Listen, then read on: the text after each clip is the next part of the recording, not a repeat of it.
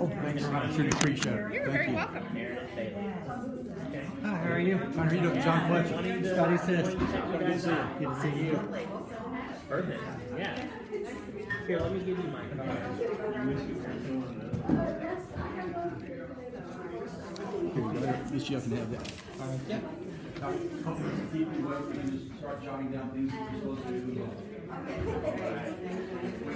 Hey, how are you?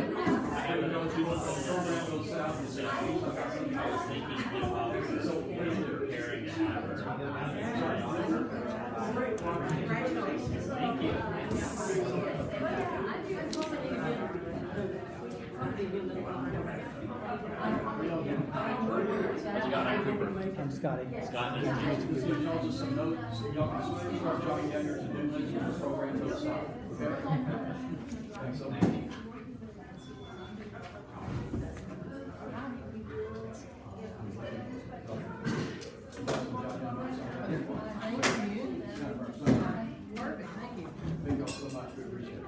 Oh my goodness.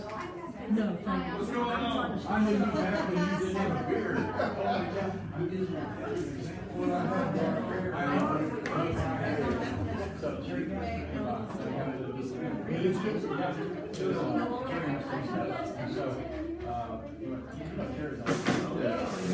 Lord, mercy, we need to send your emails already.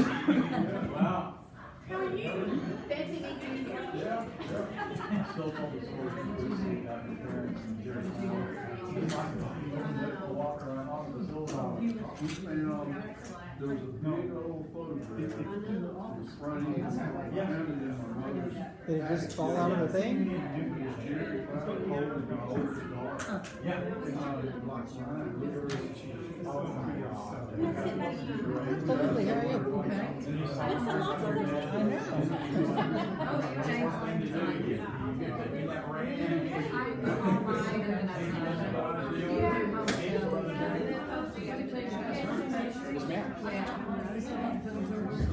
Oh my goodness. The first sale I ever made at KCLE, but it was a setup. Because Jack always says, okay, go call another company. Jack already sold it. He said, just tell John, yeah, I'll take that.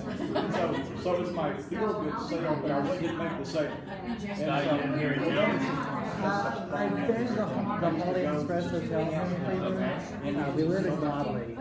I've been in Johnson County since 2014. Nice. We're on the Valley End, so I'm not from the road, but I do live in the area. Yeah, nice. And you live in Cleburne? I do, yes. For about a year now. I've been here for 35. Yeah. How do you like it? I like it a lot so far. Yeah, it's a quaint little town. It's growing. Lots of stuff. I remember lots of growing, yes. There's a lot of neat things in Grapevine. I haven't been to that area in a long time. Do what? There's a lot of neat things over in Grapevine. Oh yeah, it's really cool. It's fun place to live. Yeah, I haven't been over there in a long time. It was on my list of things to do. Go back and get the amplifier. There's a reading. Yeah, I actually want to carry it. He said,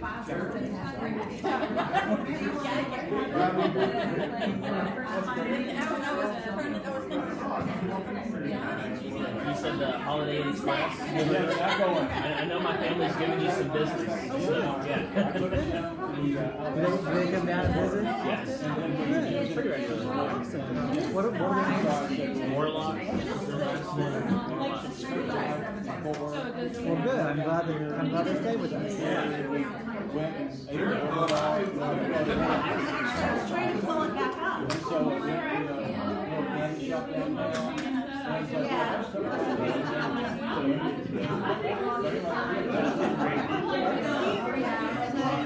Well, Maybe those guys will come take the rest of you down as soon as we're done.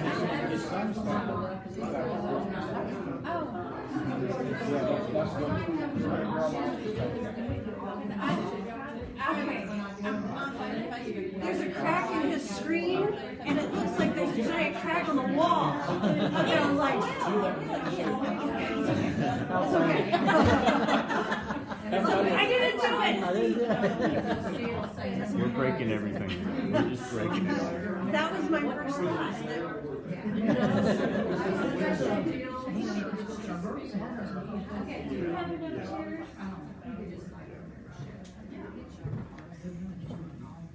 Sam and some other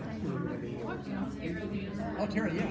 Thanks so much for letting me do this. So glad you're here. Thank You you. bet. Thanks for your leadership at the chamber. Thank you. It's great. You ready? Go ahead and roll with it. Well, I'll get things started. I am Jerry Trish. I work at Grandview Bank, and Grandview Bank has been very happy to sponsor this business class series for a couple of years now. I'm sure we'll continue that sponsorship, but very glad that you all are here.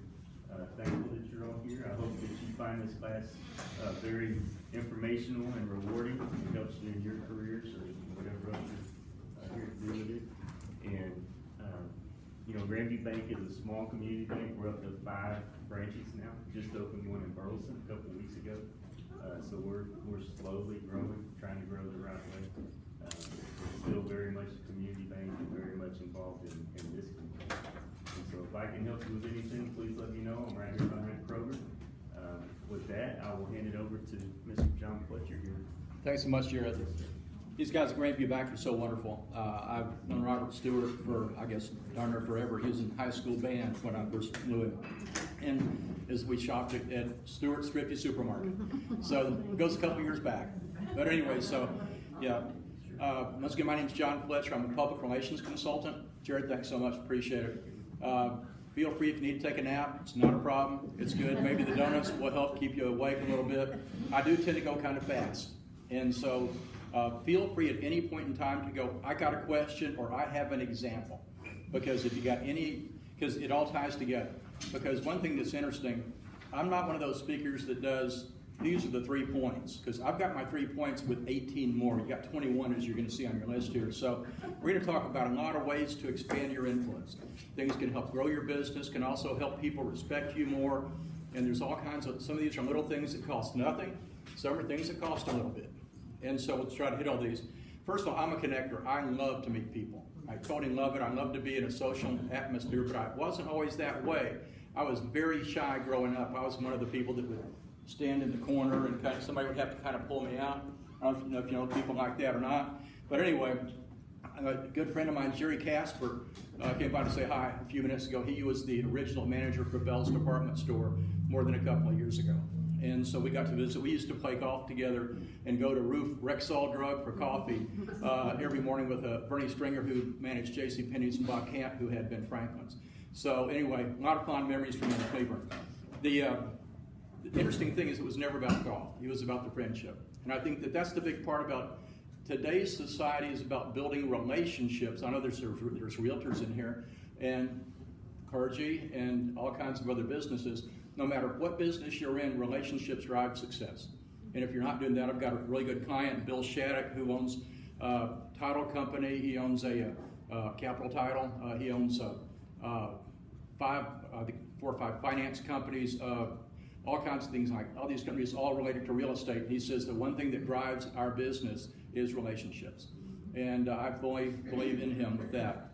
Matter of fact, the last time here, Molly Martin was here, and of course she was with the City of Keene Economic Development now, and by the way, she's a master of using social media, posting and commenting, and a great example for all of us. And she just got hired recently at the City of Joshua to be their Director of Economic Development. So neat things happen. The greatest connector I ever met was a guy named Peter Svensson. Any of y'all know him? He's a little bit of a character, isn't he? The thing is, now, I don't know if he's like this now, but what he was like when I knew him was, hey buddy, how you doing?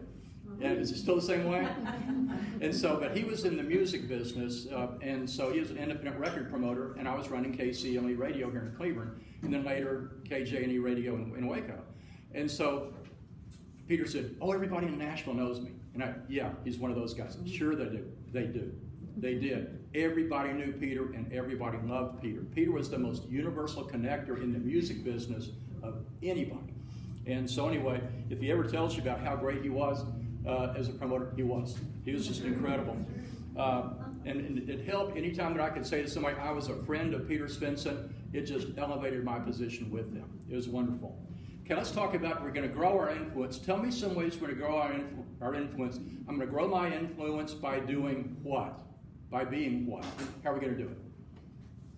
Don't look at the list yet.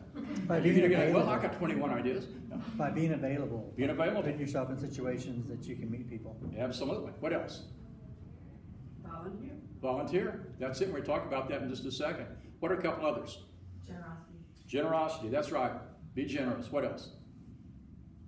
One more. Somebody wake up. Be friendly. Be friendly. There you go. This is a good example. And so, some of them, as you look at it also, as you talk about it, being valuable, memorable, resourceful, and unselfish. Kind of ties to those right there. I am shooting video of this, so if I can send you a copy of it. If the video works, we'll check and find out. I don't use my iPad much, but we'll find out if it worked. So, plus there's a bunch of other bonus categories. Let me talk about being valuable. A friend of mine named Kerry Hobbs in Waco was the head of the Alumni Association for Texas Tech. It's a volunteer deal, and got zero pay. So one of those deals. And so he calls me up and he said, we just hired Bobby Knight for the head basketball coach at Texas Tech. This was obviously about 10, 12, 15 years ago. And he said, I've gotten to meet him and you need to help me. I said, well, what do you mean? He said, I was brought in to technically approve him. It was to bless him. I couldn't say we don't want him. And he said, but I got to know him, and so we went hunting. Bobby said, well, I know that you've got an airplane, and I've got a lease in North Dakota and South Dakota, so let's go on up there. So they did it, and Kerry comes back, and he said, the two things to know about Bobby Knight are that, number one, he has the highest GPA highest graduating rate of players in America for men's basketball. And number two, every guy that played for him wants his son to play for Bobby Knight. He said, that's all that I need to know. And he said, but as I talked to Coach Knight, he said, if anybody that I can get into Lubbock and tour the campus and see the city, they will sign with me. But the problem is there's a media bias about Lubbock, dry, desolate, West Texas, etc. And he said, and the two worst guys about it are your friends Hal and Steve on the morning show at WBAP.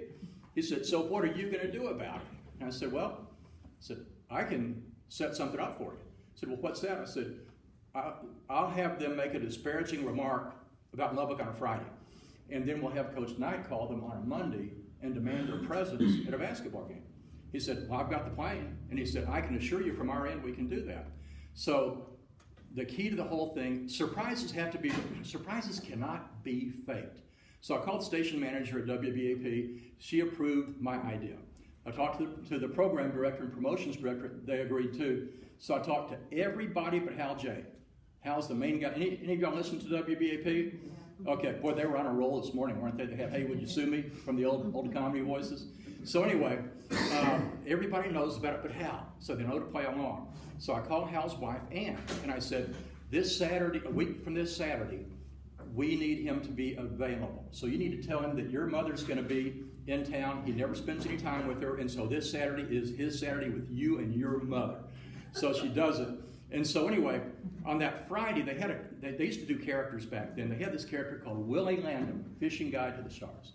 And so he would always talk about, where are we going to go fishing? Then he'd make up names of crazy names of baits and stuff like that, and maybe even mention a couple of fishermen's names.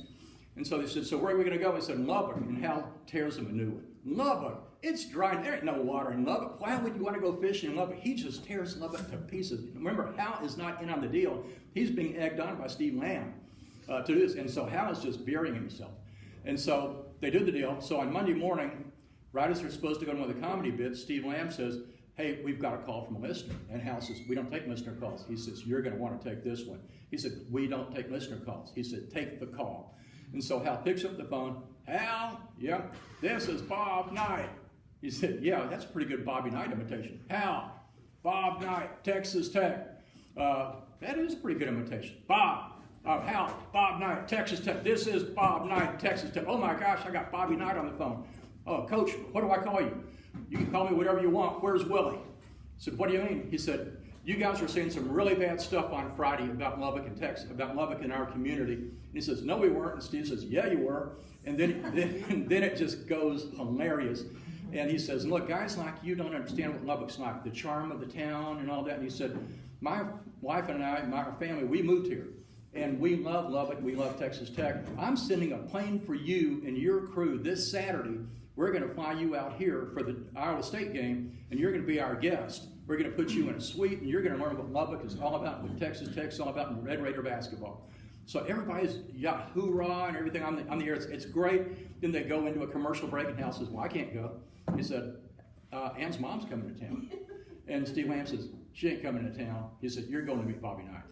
And so we go out there. And this is a real long story, but it tells the value of influence. Because I'm doing all this for free. I'm not getting paid by Texas Tech. Kerry Hobbs is not paying me. And so I'm doing this in part because, number one, I want to see if I can do it. And number two, it's just high on the cool factor. I'm getting to do something with Bobby Knight.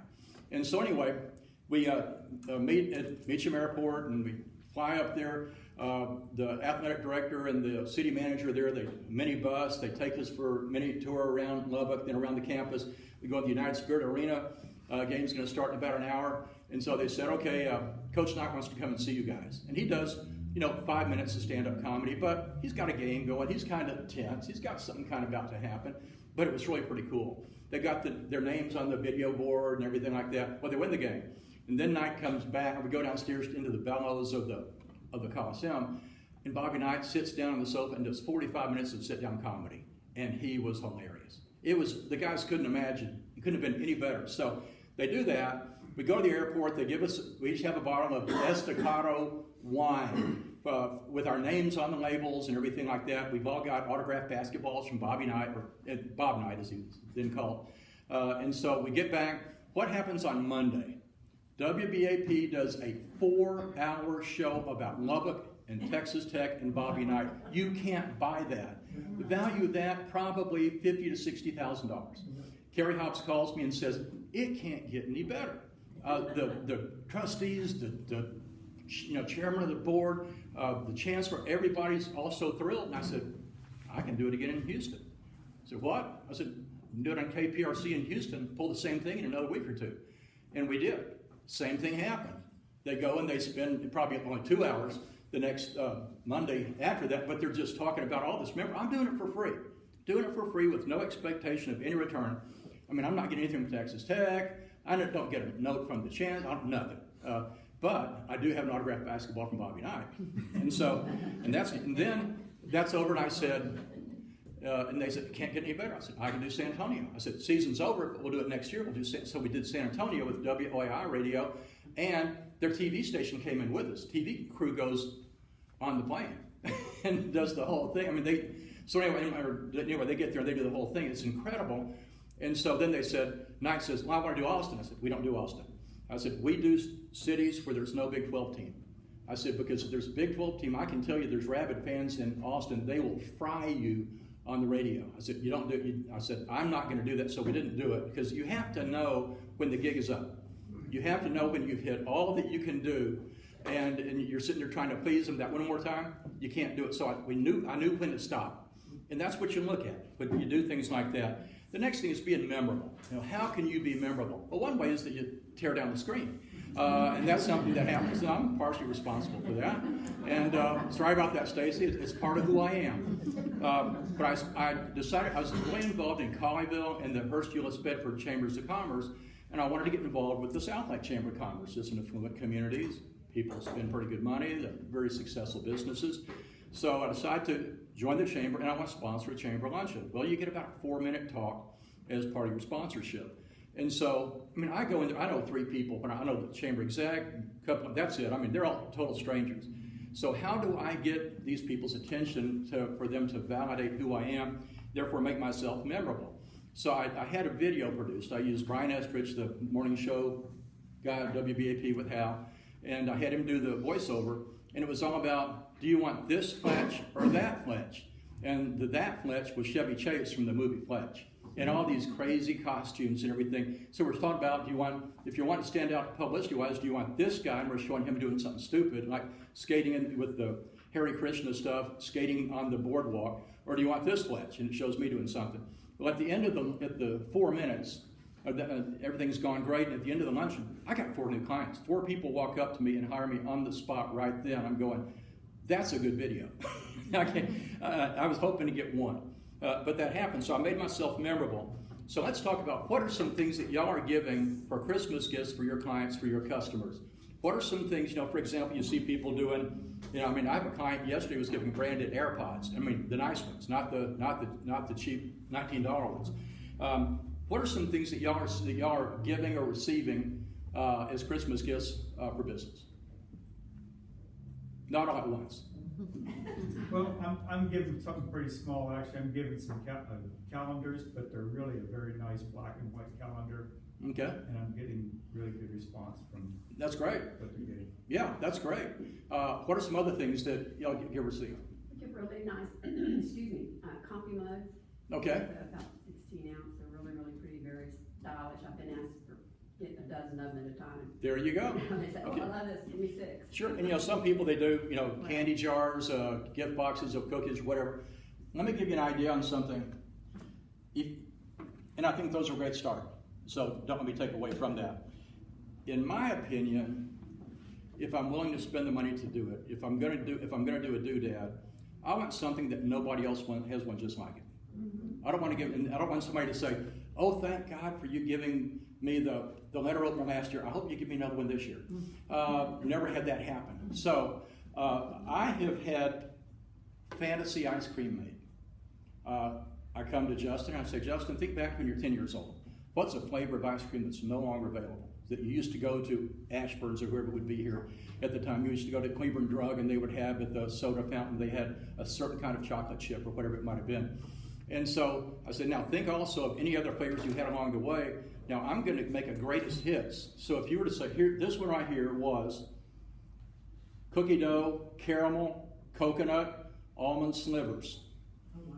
So I have 40 different clients and they're getting 40 different flavors. Each one is customized for each person. And so this person likes coconut, this one hates it, this one likes caramel, that one doesn't. A lot of them like to have the crunchy cone crushed up in it. And so 40 people, 40 different ones. Now, it's not cheap. And then plus for my clients that are out in West Texas, I got to ship them my dry ice. So yeah, they're very good client. I'm spending $100 to get it out there, not counting the ice cream. So, but that's an example, and here you can pass around and just look at it. But that's just. Where's an ice cream? Oh, well, actually, okay, now you're doing the surprise. We're gonna, sorry, watch out. Uh-oh, first the screen. What's next? Okay. I'm sorry, Stacy. It happens. I'm a carrier of disaster. We're gonna do a drawing. We're gonna do a drawing. If y'all have, did they give their business cards to you? If you didn't, everybody can put your business card out because we're going to do a drawing, and at the end, one person is going to get the fantasy ice cream of your choice. Now, you can either choose for it to be for you, or you can go to one of your customers or clients and say, "Hey, this crazy guy said he's going to do something, and I'm going to give that ice cream to you. What are your favorite flavors?" And so up to 4 different, I need to know what the base is. Do you want chocolate? You want vanilla? You want cookies and cream? Do you want chocolate mint? Whatever you want. And then up to 3 mix-ins, you tell me what they are. I've had people do gummy bears. I've had somebody do Chardonnay, which I thought was kind of weird, but he liked it. And so anyway, so put your business card. Somebody's going to get this either for yourself or else it's going to be for you to give to somebody. So anyway, so that's something that works. And so then you go, but what about somebody who's lactose intolerant, John? What do you do for them? I do nuts and bolts. And I make those myself, by the way. Because I want to personalize these, and if I went and got nuts and bolts somewhere else that I could just go get a mix, go and buy it at Walgreens, it's not that special. But when I made it myself with my grandmother's recipe, that's a special deal. And then this year, a client said, "I'm not into nuts and bolts." And I said, "Well, you know what I made at Thanksgiving? I made monkey bread. Any of y'all have monkey bread before? Do you do it with the cinnamon and the brown sugar? It's decadent. I've got 2 clients who have now opted for monkey bread. And so I'm going to be doing it, and I make that myself. By the way, if you say, "Well, but that big bundt pan is so big, they're not going to eat it all," you go to Amazon or wherever you want to go, and you can get 4 of the miniature bundt cans for $17. And that's what I did. So anyway, I'm going to be making that for the folks. So anyway, I've got one client who doesn't like ice cream. I get him exotic fruits. He's from Pakistan. And so if it's something that you look at in Central Market or you look at in Market Street, and it's got almost like little antlers on it and stuff, I'm getting that stuff for him. Passion fruit, he loves that kind of stuff. The next thing is, this relates not to Cleburne, being resourceful. And in Waco, when we moved to put the radio station on the air in Waco, we noticed that Coca-Cola had a promotion. The promotion was they would find one radio station, and they did this in every market, and they would put that radio station's logo on top of all the Coke cans in that market. And so in Waco, it was 10 million Coca-Cola cans. And so I wanted to be on that. Well, our station was out of Hillsboro, and we're moving it into Waco. So we didn't really have a signal in Waco, so I'm sitting there trying to make a sales pitch in November, and we're not going to be on the air until March. And so somebody's got to kind of take it on faith. And part of this, I was, watch out, don't do it. Anyway, I have the gift of glowing well. Anyway, so I go to, we did a promotion here in Cleburne in one summer and moved Coca-Cola from number 3 to number 1. They were behind Dr. Pepper and Pepsi.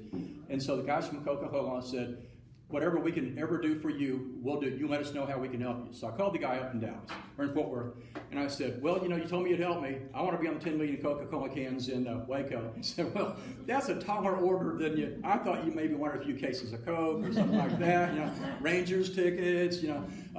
But I'll tell you what I'll do. I will get you a meeting with the manager for Waco. If you can sell him and sell the decision makers, you've got my blessing. And you do. There's 5 of us. You've got my vote already.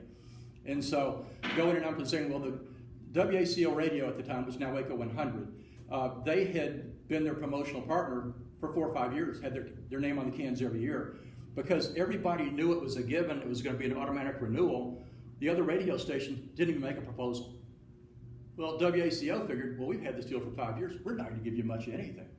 And so here we are, we're going to come in with a 100,000 watt FM station, and we're going to give you a commercial and every hour, whatever brands you want, Coke, Sprite, you name it, and we're going to do all these other things for you, and we're going to put you on our TV commercials, and we're going to do all sorts of stuff. And so all of a sudden, but the key was this, and you have to be willing to humble yourself sometimes. So I go in to see the guy in Waco, the cold November day, and I got a coat on, and I take it off, and he says, oh my gosh, you're wearing a Coca-Cola route salesman's outfit. And I was. I had the shirt, I had the pants and everything, because I was the same size back then as Louis Palafox, Sr., who ran the Coca-Cola plant here. And so he loaned me an outfit just for that deal. Well, I didn't know at the time there was no internet, and but the guy that I was meeting with was a theater major. He thought this was incredible. He thought this was great. So we get talking, and I said, here's what we'll do to promote, and something like that. So anyway, we're in the hunt, but still, you know, you're going to go with WACO. You have to. It's the established station, even though they're not giving you much exposure. But there's a point at which they started getting mad at him because this other station became arrogant. And the more that we met, the more we were given. And so finally, the day they're making the decision, there's 5 decision makers, 1 in Waco, 2 in Dallas, 2 in Fort Worth. And so these guys get to the plant at 5 a.m. Coca-Cola guys are serious. And so they get there at 5 a.m. So at 5 a.m., I've got my sales manager in Waco meeting with the guy in Waco, and we mock up, I should have brought him, I'm sorry I didn't, but we mocked up with cardboard a composite 6-pack of Coke, Diet Coke, Tab was back then, Sprite, Orange, drink whatever it was, and whatever the 6th one was, Fresca. And so we had our call letters on the deal, already had the artwork done, and said, just so you guys don't have to worry about calling the designer, so you can go straight to the printer today, here it is. And so they loved that. So I delivered that to the 4 guys in Dallas, and the 2 guys in Dallas, 2 guys in Fort Worth, the guy in Waco. They called me that afternoon, they said, there's no way we can justify what we're about to tell you. We're going with y'all. And you're not even on the air in Waco yet. And so we go on the air, and the rating period is 12 weeks long. And so you can get the numbers in 2-week increments. So with the 12-week average, we're like number 4 in the market. But with the last 2 weeks, we're number 2 in the market. And we're like 14 weeks old. And it was all because of Coca-Cola. It was all because I didn't mind putting myself in a Coca-Cola route salesman's outfit, making myself, as friends said, making a fool of yourself. So I don't have a problem. If I get on top of 10 million Coke cans, I think it's a pretty good decision. So anyway, so I did that. Other things that I've done, HEB had its 100th anniversary.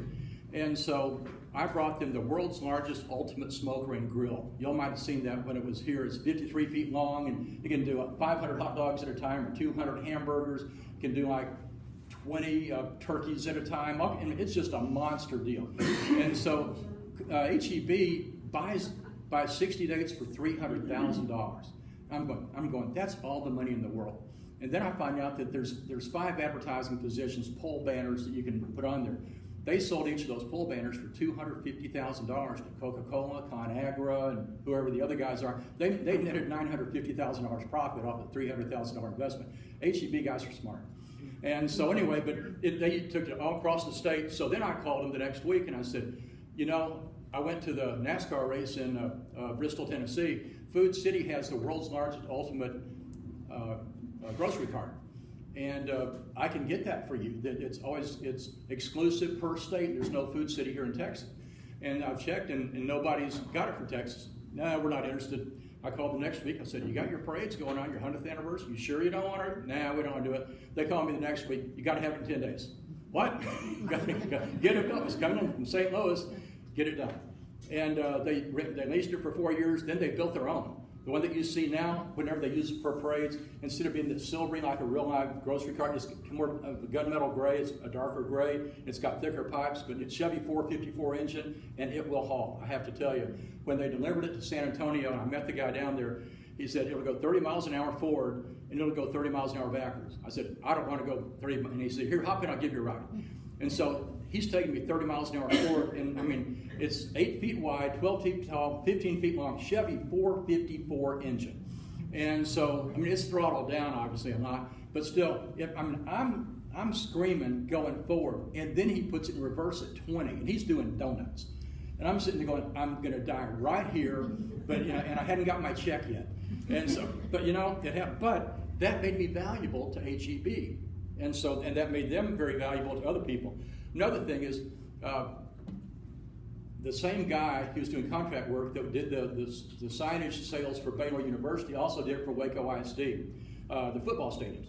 Well, back in those days, now they got all the digital signs, but they remember those billboards, those signs, and they would be like a tri-vision, and so you'd have one side, then it would flip, and it would be HEB, it would flip to Pizza Hut, flip again, be to Wendy's.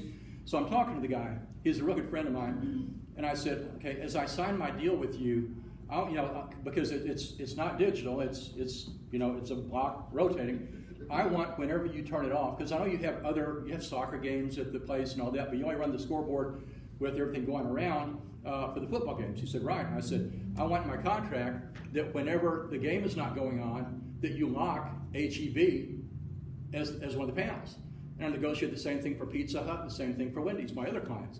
And he said, I knew somebody was going to figure that out. I just didn't think it would be you. But it was great exposure. That grew my influence with Wendy's, Pizza Hut, and HEB because I was finding ways to look out for them. And it was not something that was on the menu to be sold. You have to look for things, and when you find them, then you go, that was pretty good that I did that. Alan Samuels was the car dealer. He passed away a year and a half ago, and he was my client in Waco. And so, oh bless you. His favorite restaurant was Vito's Italian Food on Valley Mills Drive. And so I went to see Alan one day in his office. We officed in the same building.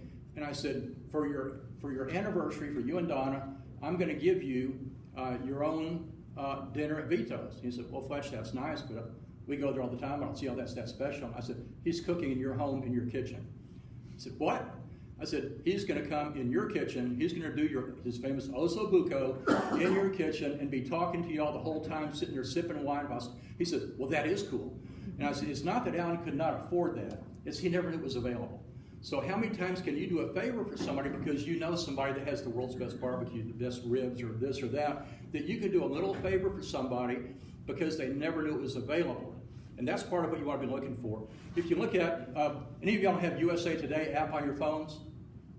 If you look at it and you scroll down a little bit on the home page, you're going to find 2 articles from the Waxahachie Daily Light on USA Today because that guy knows somebody somehow.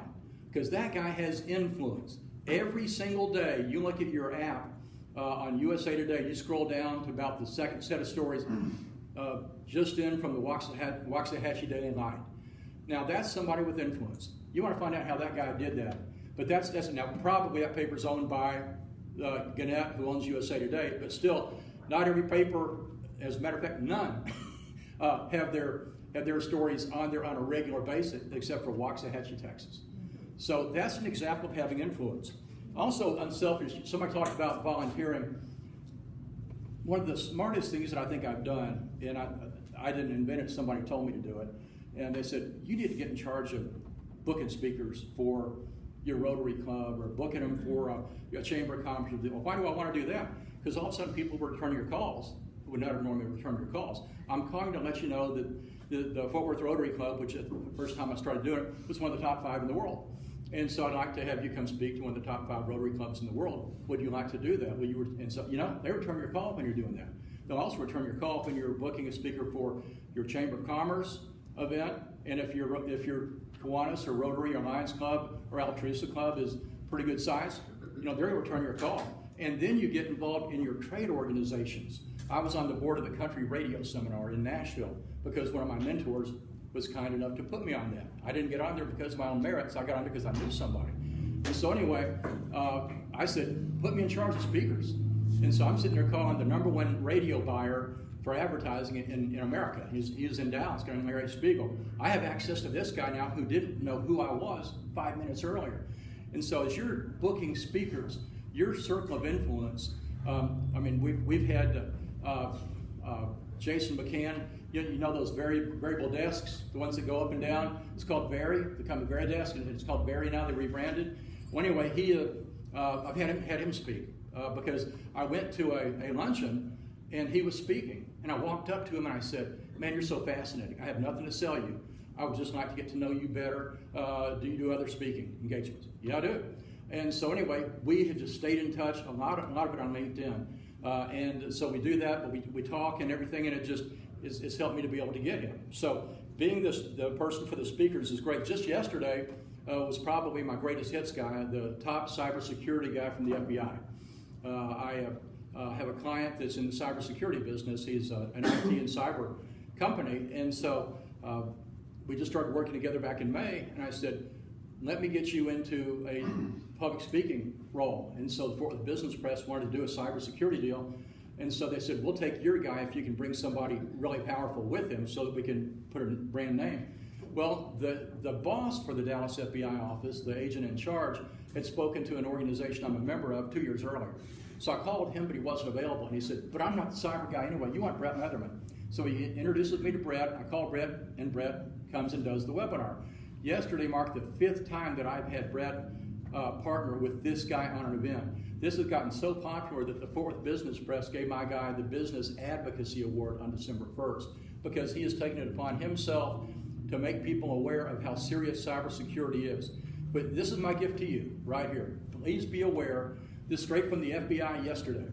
From December 23rd, if you don't remember anything today, remember this, especially if with your business. From December 23rd to January 3rd is go time for all cyber hackers.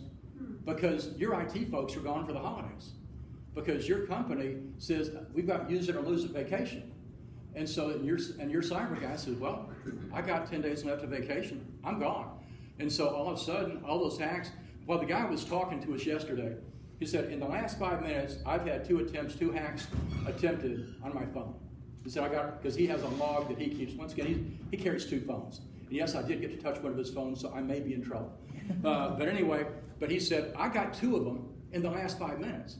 He said, I can assure you, because all of these attacks, they're automated. Don't think of some kid in the basement of his grandma's house eating Skittles and drinking Yoo-Hoo. That's not who's doing this. These are sophisticated people. They've got people that are curating. They've got people that are working on lists. They got this and that. And the other thing that the guy talked about yesterday is once you get ransomed and you pay, you go on a list to all the other hackers. And when you think it's all over because you finally paid and you're done, you just got started.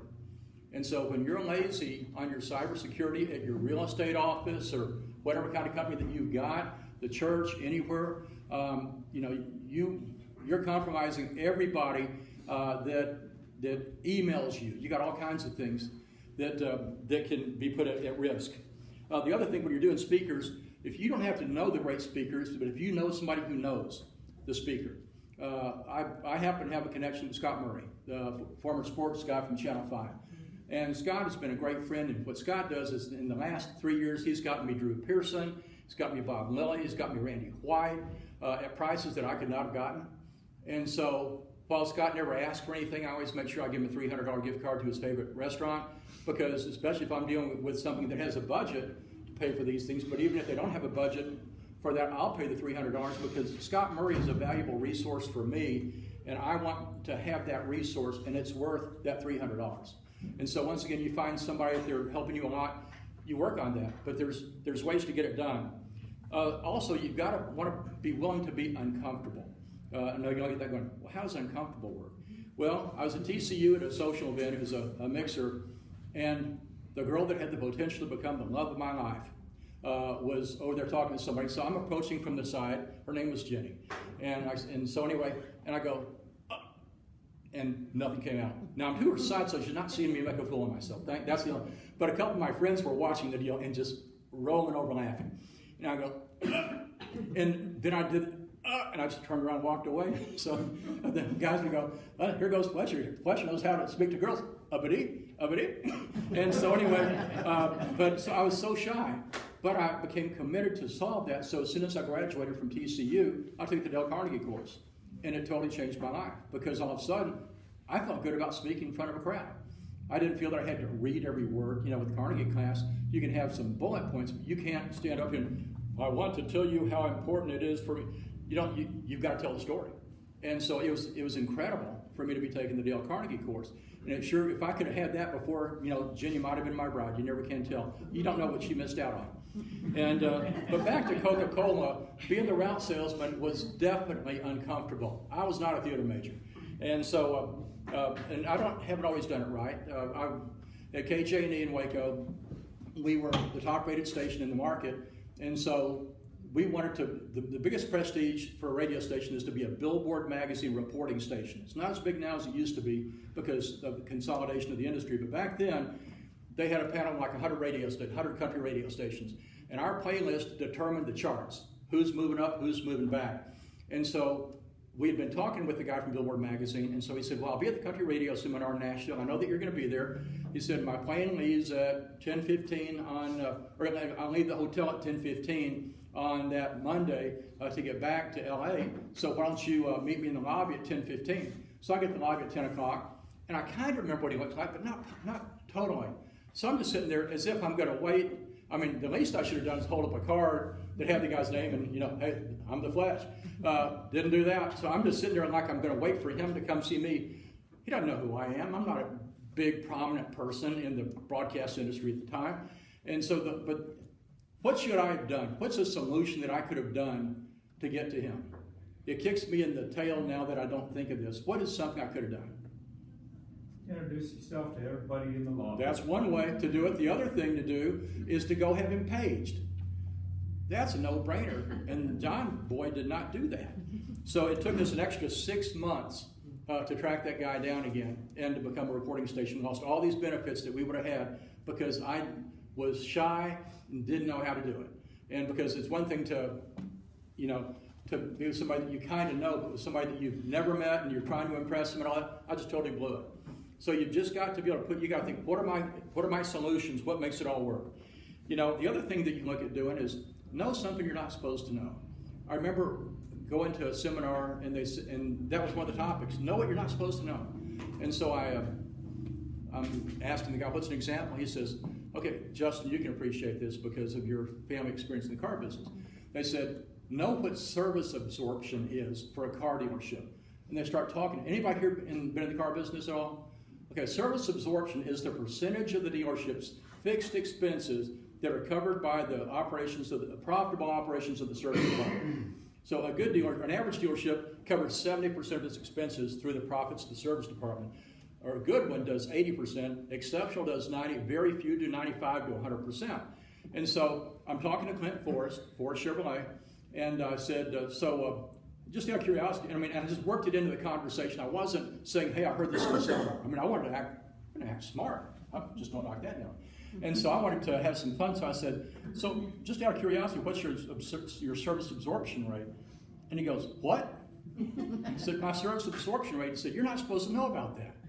I said, well, sure. I said, my job is to know more about your business for me to be more effective for you. I just made it sound so routine. And he said, we're 82%. I mean, he knew it right there. Because that's a number that every car dealer knows. Every one of them knows that number. And so then we would have deeper conversations about the car business because it was obvious that I knew more. Dr. Pepper educated me to the fact there's a term called golden cases. And you go, that's weird. What is a golden case? Let's say, I'm just going to make up a number here. Let's say that in Dallas-Fort Worth in a month, that Dr. Pepper's going to sell 10 million cases. So they allocate all their expenses based on 10 million cases. That means there's a percentage of the general administrative, the leases on all the trucks, ownership of all the properties, the insurance, everything like that's all factored in as a percentage on those 10 million cases. On the 10 million first case, there's no general administrative. There's no truck expense. There's no nothing because those have all been knocked out. So any case over 10 million is a golden case because it's exponentially more profitable. So when I'm talking to a guy at a soft drink company or at HEB about the golden cases, they know exactly what I'm talking about. They just didn't think that I knew what I was talking about, that I would know what it was. That helps them see me more influentially. So what are the things that you can be doing like that? So know the things you're not supposed to know. Be a giver. You talked about that, being volunteer, being generous. Ask people. There's a guy named Bill Hurlbut who was a board member of the HEB, Hearst Julius Bedford Chamber of Commerce. And the first thing that he would ask somebody is, so tell me who can I introduce you to and how can I help you? So he didn't ask, how can I sell you insurance? What he asked was, how can I help you?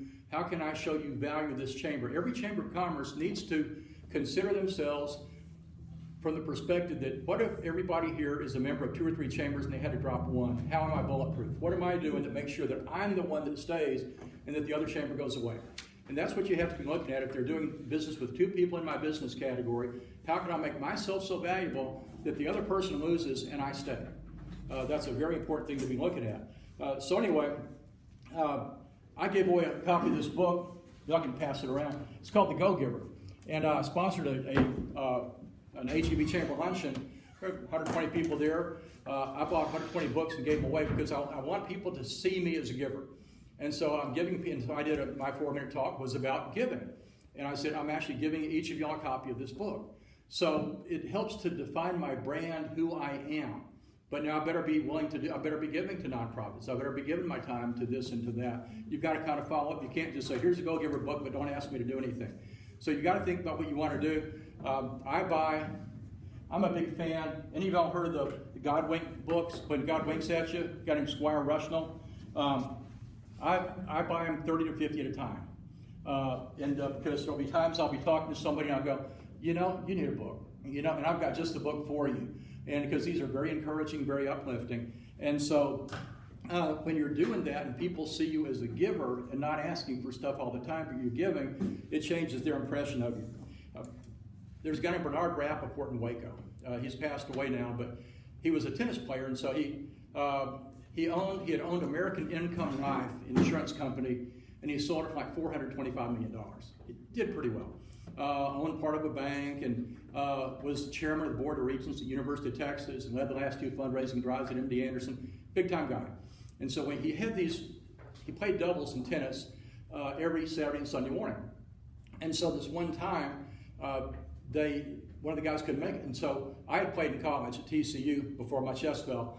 And so, a friend of mine who was his admin assistant called me and asked if I wanted to fill in. I said, sure. So we play, and so Rappaport, he's like 82 at the time.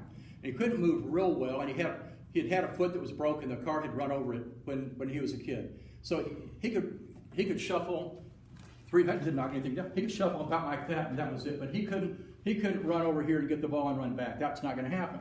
So anyway, we're playing, and he's just awful that day. I mean, he's just terrible. And he says, I'm so sorry you guys come out here every day, or you come out here on the weekend to play with me. And I mean, it couldn't be enjoyable for y'all. It certainly was not enjoyable for me. I think I'm going to quit doing this. And sometimes it's the kid just wanting to pal it, And so I'm sitting down next to him, and people call him B. I mean, he's a huge philanthropist.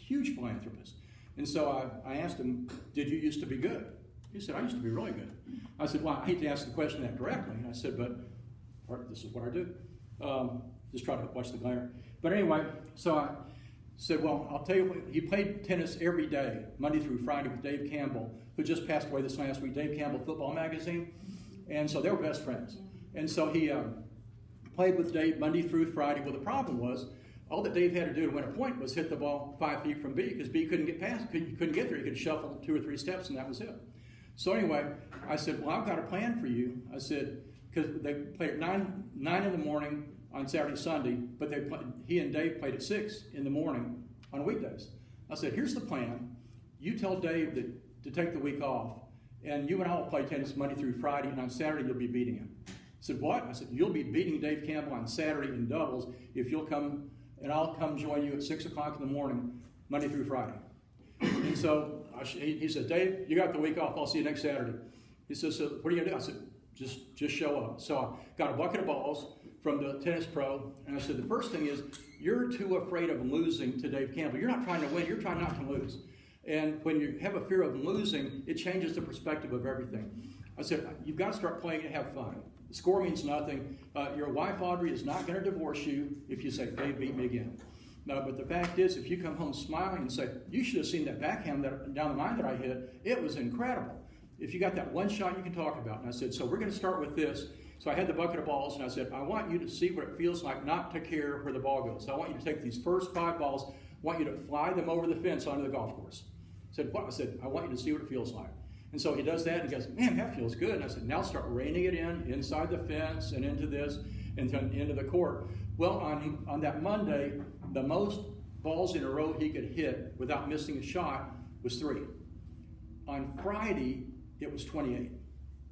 And because I said, you've got to stop caring about winning and losing. Winning means that you had fun, and that you had one shot to talk about. And so if you look at it that way, it changes everything. And so anyway, we play Saturday, and we get out there, and so the standard protocol with these guys was Dave's on this side, and Rappaport's on this side, and whoever their partners are, once they get into a rally, there's no cutting across and poaching. You let those 2 guys, you're a wooden Indian standing there. And so, but that's what it was, but that was wonderful. I was glad to do it. So anyway, so he and Dave are rallying back and forth. Remember, Dave's used to him missing like on the 2nd or 3rd shot. It's 8 or 9 shots in. Dave can't figure out what's going on. And then finally, Rappaport slithers a shot down the line for a winner, and Dave drops his racket and says, what the heck's going on? And he said, Fletcher created a monster. I said, I didn't teach him anything new. I said, he had it inside him the whole time. All that I did was just tell him to stop caring. That's all that I told him. And so he was the highest profile person in Waco. And how good did it feel me to go into a restaurant and for Bernard Rappaport to say to people, this is the man that saved my life. That's how he described me, as the man who saved his. I didn't save his life, but he kept asking me, why would you be doing this for me? I said, well, you give all this money to all these causes. You have your own academy. You got all kinds of things. You give money to the Nation of Israel, to the University of Texas, to all kinds of places. And can't somebody finally do something for you without asking for anything? That's what you do every day. Isn't it fair for you to have a return of that? I'm just doing that. And I've got to tell you, I got more out of that by asking for nothing. And then by this time, toward the end, I was living in Waco. So, I would get up and drive there to be, if I was on a weekday, if Dave couldn't play, I'm there at 6 in the morning and then driving back to Waco. And, or else I'm doing the 9:30 in the morning match, which is a whole lot easier for getting up. But he said, well, aren't you going to stand here and do something? No, so I'm just turning right back around and came here to play tennis with you. Got to tell you, when you're sitting out, he better not see me at HEB shopping right after that. I better be telling the truth about that. But I'll tell you, that gave me great value with him. And so that's an example of being a giver of your time and your resources. Also, when he couldn't play tennis due to his age, he had fallen and broken his shoulder, his collarbone. I got him a Wii Fit tennis game and took it to his office so he could sit at his desk and play tennis on the TV monitor. He's just a neat guy. It's little things like that. Didn't cost much of anything to do that. It cost my time primarily. But the fact is, imagine who the most influential person is in town. Maybe any of the top 2 or 3. Maybe it's somebody that you think, this is the person that I want to join my church. This is the person that I want to be involved. I want them to consider me sincerely as a realtor. I want whatever the deal might be. And if you went to the country club, or you went to the restaurant, the big race restaurant, and they stood up and they said, I got to tell you, so and so's here. They're my best friend. You guys, you got to love them. You can't get that kind of advertising. You can't buy that kind of stuff. The next part is being proactive in giving. It's one thing to give because you were shamed into giving it. It's another thing to do it proactively. I was reading the other day that Euless, Texas was named the #1 place in America to live by the New York Times. Actually, 6 or 7 of the top 10 were in North Texas. And so it's awfully good. And so my friend Linda Martin's the mayor of Euless. So I called her up and I said, obviously you've seen this. And I said, I can probably persuade the Fort Worth Business Press to write a story about this. She said, well, let's do it. So then I called the editor of the Business Press. He said, well, I'm really tied up. I said, well, if I write it for you, will you let me do it? I said, sure. So I wrote it for him, got her to approve it, made a couple tweaks, sent it in. I didn't make a dime out of that. But I reinforced my friendship and my relationship with the mayor of Euless, the best place in America to live. And so then she said, well, maybe you can come see me on Saturday. We're having the mayor's bell ringing challenge for Salvation Army. And so I'm going to be at the Kroger from 11:30 to 12 on Saturday. And I said, you might want to do what I saw done at Market Street in Colleyville a couple of weeks ago, right at Thanksgiving. A guy was playing saxophone Christmas music. I said, you're too clever and fun just to stand there and ring a bell. Imagine if you had some of the people from the band from Euless Trinity High School. And so I went up there. So I drove from Arlington to Euless just to go give her money. And she said, let me show you my band. And they were playing Christmas music. And so she said, thanks for the idea. So I'm growing my friendship and my relationship with the mayor just because I like her. I mean, my fiance and I openly call her our favorite mayor. And so she knows it, and she calls me, and she says, you're my favorite John Fletcher. And I hope I am. And not a whole lot of them. But anyway, but you do something like that. Also, you meet people with no ulterior motive. Do something to help somebody, and that there's once again, the whole deal for the Texas Tech Bobby Knight, there was nothing in it for me. And I just did it. Let me give you the rest of the story on that real quick, though. So fast forward 5 years later, and Hobbs Spine Fibers is growing. And who engages my services over a 3-year period for $132,000? But that got people, she was down there taking a nap. She looked up for $132,000. But the fact is, his way to pay me back, he was sitting there probably wanting to see time and time again, am I going to bring that up in conversations again that you own? Never brought it up ever again. Matter of fact, and this is another benefit of being a connector. And once we all know people like this, it's not just me, and you have to understand, any of y'all can do this. There's little favors you can do for people. So Carrie's son becomes president of the company. They sell into this other company, and he becomes the president of the company. Well, he loves ranch rodeo at the Fort Worth Stock Show and Rodeo. Not the regular rodeo, ranch rodeo. Any of y'all ever been to ranch rodeo? It's a different kind of animal, literally. But it's fun and it's fast, and if you're into ranch rodeo, I mean, that's like the world champion. That's the big one. So anyway, Larry is so excited. He gets to go every year, and then he's involved with what's called the Ranching and Heritage Center at Texas Tech. Well, the guy who's the #2 guy at the Fort Worth Rodeo, I won't mention the name, leaves Fort Worth and goes and takes that job, and it just doesn't work out. And Larry's on the board that has to vote to disengage the guy. And so the first thing that the guy does when he gets hired back to the Fort Worth Rodeo is cancel Larry's tickets to the Ranch Rodeo. First thing that he does. I would have thought he would try to do something big, cancel Larry's tickets, and they weren't even good tickets. They were up in the middle of the stands. Will Rogers, not the Dickies, I'm talking this is Will Rogers, way up there, and he said, I just want to be in the building for that. Now here's where God comes in. This is the God wing. One of my clients was Mack Churchill, the Acura dealer. Mack has sold his dealership. But Mack was talking to me one day and he said, if you ever want to go to the rodeo, I've got pretty good tickets. He said, matter of fact, why don't you and Rebecca come with Lujo and me? And so, sure, so I'm just figuring, okay, pretty good rodeo seats. Okay, so I'm not going to knock anything down. Let's say that this right here is the arena. Here is the where they start, and here's where the grand entry comes out, and they turn around, and they start doing the deal. His seats are right there, box 1B. So when I say that they're good seats, they're great seats. I mean, it's a shame that there's somebody in front of us, but we're up above them anyway. But it's the second best set of best seats in the entire house. So He says, and anytime that you want to go to the rodeo, just let us know if you want to bring anybody else. I'm not, rodeo's 26 nights. I can't use all the tickets. So anyway, I said, if you ever have the ranch rodeo tickets available, I've got a friend who'd love to use them. He said, I throw them away every year. I throw them away every year. I said, so could I have Saturday night? He said, take Friday and Saturday. Take the whole box, 6 seats. I call him Larry. So here he goes from being kicked out of the nosebleed of the grandstands to having the best seats in the house because of a God wink. Because an act of God, because they're working with me. I mean, once again, they're friends. I used to play tennis with them. So, I mean, I've known these guys forever. And so God puts me in a position. I could either say, oh, what a shame. I'll throw away the tickets. Yeah, just go ahead and throw them away. Or I can be listening. Say, I got somebody who values those tickets. And so they go to the deal the first time, and Kerry calls me the next day, and he said, well, it was terrible. I said, what was terrible? He said, the parking space was 37 steps from the seats. He says, I was hoping for better. But the fact is that by listening and paying attention, no greatness on my part. Once again, Max Churchill had the seats, and then now this last, in Dickey's Arena, he gave them the tickets again. And they got to go in Dickey's Arena for the Ranch Rodeo. Now, they're not down there. It's a different seat, but they're incredible seats. But that happens when you're listening, if you're trying to be not only an active listener, but an active giver. And so in this case, the guy, he was going to throw them away. So it's not that I convinced him to give me something of his value. Mattress Mack, y'all ever heard of the guy that every now and then maybe bets on a ball game and tries to give away free furniture to people in Houston at Gallery Furniture? So he wrote this book called Always Think Big.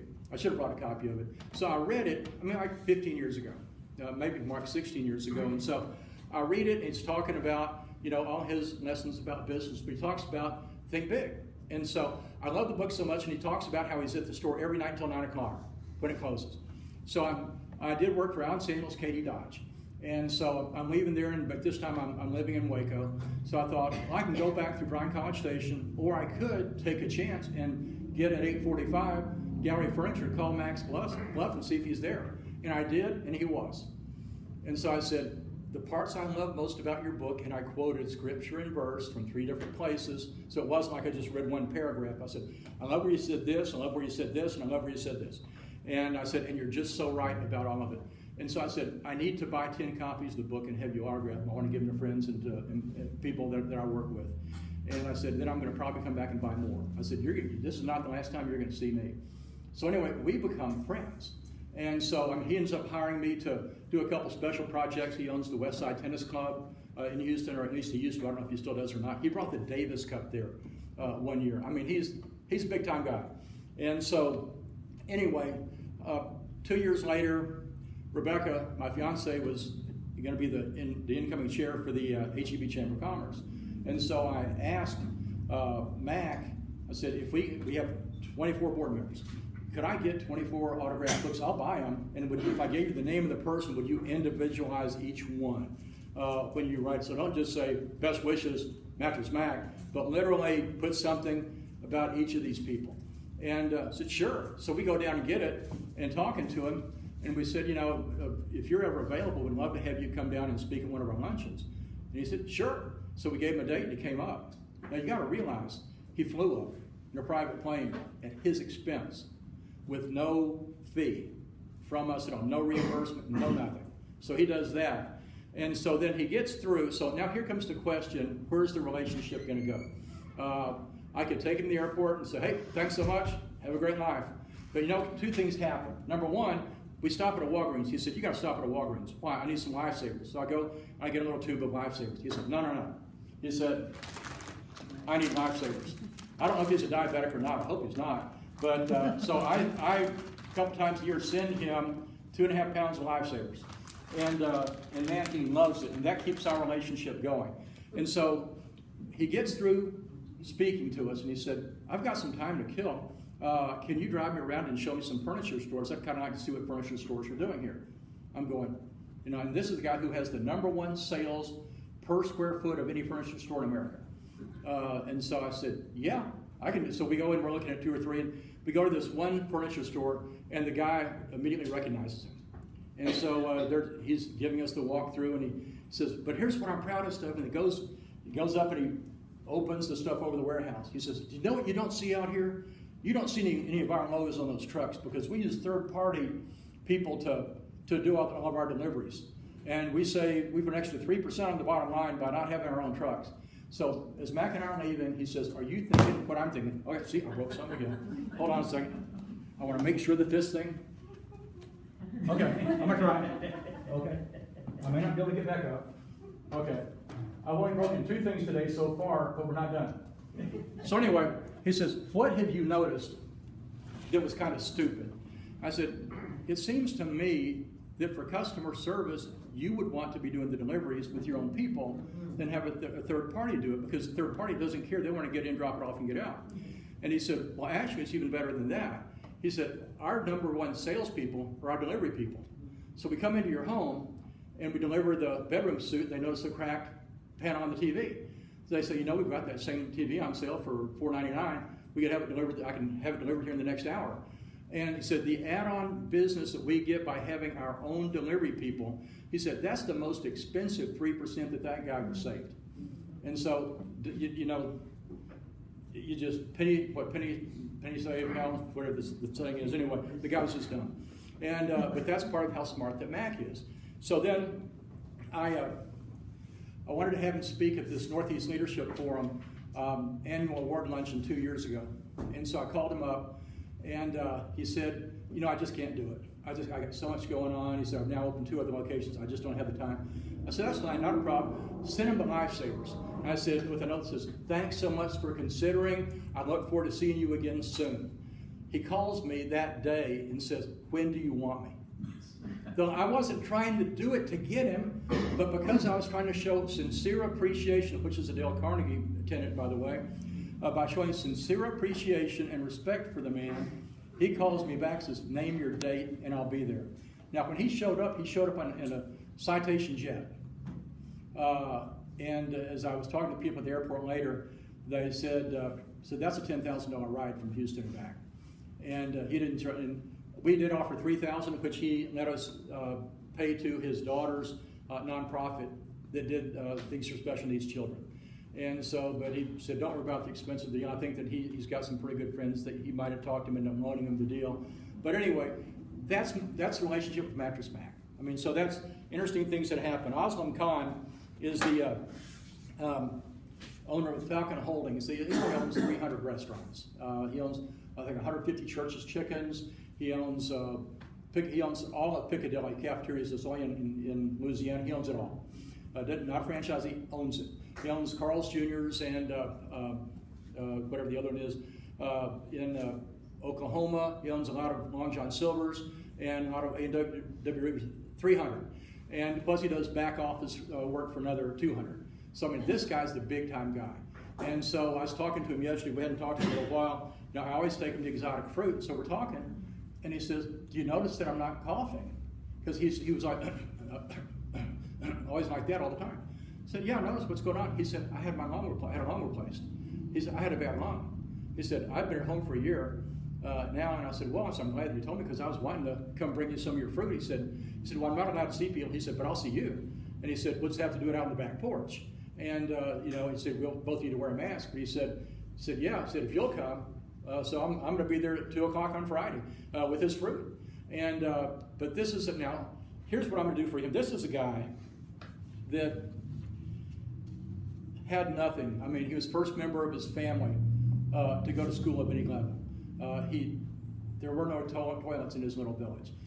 He had to walk through the jungle as a child with wild animals, get to the river, which was shoulder high, take off his clothes, carry them above his head, ford the river, wipe himself off. Oh, watch out, there it is again.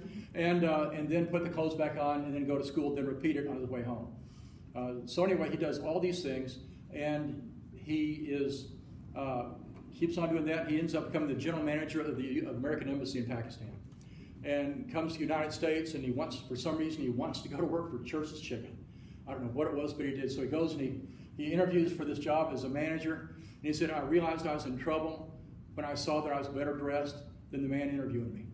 He did get the job. So he came back the next day, dressed very casually, and got a job, and he was cutting chicken in the freezer. He said, freezing to death.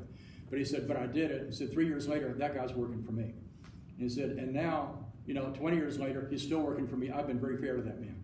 Now, let me tell you what this guy does. Every year, he takes his top 10 performers, gives them 49% of their stores, and makes them millionaires overnight. He right now, he's working on a bridge. He has given the money to build 12 roads in Pakistan, poor areas. He has given the money to build a bridge. So my offer to him on Friday, I'm hoping that none of y'all know him, is I'm going to say, not only are you the example of what, do y'all know what the Horatio Alger Award is? It's for somebody who started with nothing and not only achieved much, but then also have given it away. I'm going to say, you're not only the example of the Horatio Alger Award, but I will write your nomination for free because he's that special.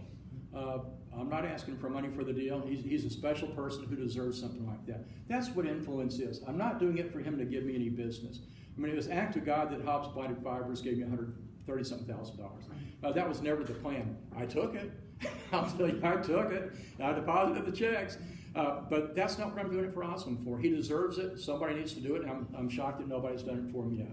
So, as there's people in your life that you recognize deserve recognition, and you can help them achieve it, then as you can be a catalyst for that, that's a great thing to do. I'll kind of go through a bunch of these things. I know we have till noon, but in case we want to get out early. A few of the things, Cleburne Chamber of Commerce, when I brought Jerry Clower here, 1982, 83, it was 83 and 84, we had no intention of bringing him. We had no intention of doing a show. I go to Nolan River Mall, talking to the mall manager in November about our budget for the coming year. So this is an example of being committed to excellence. So I said, so let's kind of work on your budget. She said, I'm not spending a dime for the first 6 months. And neither are your car dealers, and neither are the feed stores, because WBAP is coming down to do an ag show. So what? She said, WBAP is going to come down here, and everybody's committing, so your first 6 months is going to be terrible. And so I said, well, why don't you tell them that you're going to do your ag show with me? And they said, well, why would we do that when we can do it with them? I said, how much benefit do you get on a radio station who reaches Arizona and who reaches Kansas, who reaches everywhere? How many people are coming from Kansas to buy something from your mall? Matter of fact, how many people are coming from Dallas to buy anything at your mall? 0. I said, the fact is, you've got 99% waste in their signal. It's an incredible radio station, a valuable radio station, but it's a great radio station for Coke and Pepsi, and for Mrs. Barrett's bread, and for Goodyear tires. But it's not real good for a local mall or the local car dealership in a small town. People aren't going to drive. You'll get some drive down here to buy a Dodge, but you're not going to be getting 50 or 100 a month to justify that. So anyway, I go back and I talked to my dad, and George Marty is there. Yeah, a lot of y'all knew George. And so I said, I may have overloaded my mouth. And I said, so what do we do? We called Tommy Tatum, who was the county extension agent at the time. So what do? We got to create an ag show. So we got to have some kind of entertainment. And so we, through a lot of conversations, we settled on Jerry Clower. Once again, this was never intentional. It was never supposed to happen. Well, by the time it was all said and done, then the next year Jerry comes, and Jerry has such a great time. At the end of the deal, he commits to coming back the next year, because I'd invite him back the next year. He commits to doing his album on MCA Records the next year, and he does. And so, because the thing that happened, this is what we have to realize, magical moments happen. And they're not always yours, but if you see where they are, those are seeds planted that you can sow, that you can reap. So we bring Jerry in. He comes and he does an appearance at the mall, about 45 minutes. And then I'll take him to the Sandmar Motel, which, by the way, and I was telling Stacy this, in 1983, Sandmar Motel honeymoon suite with tax, how much do you think it was? $34.23. No, $34.24. I'm $34.24. And so anyway, he goes to the Sandmar Motel and he's resting because he's going to have to do 2 shows. We did a banquet for 4-H and FFA with all the proceeds going to the 4-H and FFA kids. So we weren't reaping all the money. We were sharing it. So anything that the 4-H and FFA kids sold, they got to keep. And so then we absorbed the cost of the banquet and everything like that. So anyway, I'm sitting next to Jerry. And I'm aware that every February he does an album. And so I said, if you want to come back next year, we'd love to have you come back and do our album next year. So that's what I'm saying to him at the banquet. But before that, he's at the motel and gets knock on the door. I didn't knock anything over. So anyway, he answers the door, and it's a sheriff's deputy. Said, Mr. Clower, there's a sequestered jury here because there's been a murder trial going on, and they're deliberating the punishment phase. And these people, they can't come to your show tonight. It would mean so much if you could come say a few words to them. He said, well, have you checked with the law? He said, it's okay with that. He says, well, let me call the man at the radio station. I was the man. He said, let me call the man. He had no idea what my name was. Let me call the man at the radio station and see what he says. So he calls me. I said, sure, you go right ahead. I think that's humanitarian. It's wonderful. So he said, I didn't just go in and encourage him. I did him a full 45-minute show. That's who Jerry Clower was. And so he tells that story when he's he didn't tell it at the banquet, but then we had the other show in the Performing Arts Center. We were the first event in the Performing Arts Center. Sold the thing out 2,200 seats. So he's telling that story, and he says, and I'll never be the same after being in Cleburne, Texas, and because it just touched him so much about the jury. And he said, the man has said, so I'm the man again, the man said that I've been invited back for next year, and he said, so I'm going to call my agent. We're going to send a memorandum to MCA Records.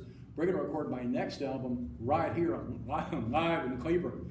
Shocked me half to death. I had no idea he was going to do that. But things like that happen when you're doing the right thing. But the magic moment was the jury. I can't tell you we would have gotten the album if it hadn't been for that. Now, our payback to Jerry. So what do you do when somebody's coming and doing something like that for you? What did I do that cost me zero? It cost me zero, but that excites Jerry. We called 120 companies that had those little trailer signs in front of their businesses. 120 of them welcomed Jerry Clower coming into town when he came in for the album. And it was he said, I want to do it now. I don't want to wait till tomorrow. I'm ready to do it right now. This is the most incredible town I've ever been in my life. So that's what you want people to be thinking about you and about your company. What can you do to be, it cost me zero to do that. I didn't have to buy a trailer, sign, or anything. I just had to have members of my team call people to get it done. Zero. So that's what you look for. And you also, you're going to look forward to meeting people. John Sledge, the old cardio that passed away, he'd come into my office every Monday morning, would talk for a few minutes, and he'd take a piece of paper and write down his commercial, and he'd do it. But if you talk to John about remembering names, he said, as soon as somebody says, hi, my name is, he said, I heard birds sing. He said, I have no idea if it was a male name or a female name or if it was a no name or whatever, bird's name. He said, I heard birds sing. The last thing I heard was their voice, not a single thing. And so there's a real skill to that. And so you've got to kind of find it. There's a lady named Sandy Langford who became Miss Ford Country. She came to TCU. One of my fraternity brothers was from Graham, and he had claimed that he had dated her in junior high in Graham. And he was way bigger than me, and not athletic or anything. And you're going, there ain't no way that a girl that good looking, she ended up marrying Johnny Rutherford's brother, so I mean, a NASCAR driver, so I mean, it's beautiful. And so there's no way my dad's going to be dating that guy. So she comes to the deal, and she's meeting all of us and everything. And so I see her 4 or 5 years later, and they're having the grand opening of Right Ford Tractor. They'd redone the building or something like that. And so she's there for it. And so Miss Ford Country, Sandy Langford. So I go to see her. I said, Sandy, you're not going to remember me at all, but my name is, she says, you're John Fletcher. You're a Lambda guy from TCU. Johnny Riggs broke my heart in the 8th grade. Boom. And I wasn't one of the officers. I was an average guy. She knew the name of every single person. Now, that's a gift, and that's a rare gift. But some people have it. Most of us don't. Most of us hear birds sing. But whenever you can, try to work on that. The Dale Carnegie course teaches you that what you want to do if you're meeting somebody is you want to be able to visualize. Now, it's tough when you're meeting 20 people. If you're meeting one person at a time, visualize what their name is. So they asked us in Dale Carnegie, come up with the way that people would look at you. It's clever enough that it makes them smile. You think that they're smiling because they like you. They're smiling because of the crazy image. They say, okay, John Fletcher, what are you going to do? I'm standing in a toilet. That's the John. And I've got my arrow, and the feather part of the arrow is the Fletch. And so I'm putting the feather on the arrow, so I'm John the Fletcher. And so if somebody envisions that, they're going to kind of smile when they see that, when they get moving forward. The other things, Bob Tallman, the rodeo announcer.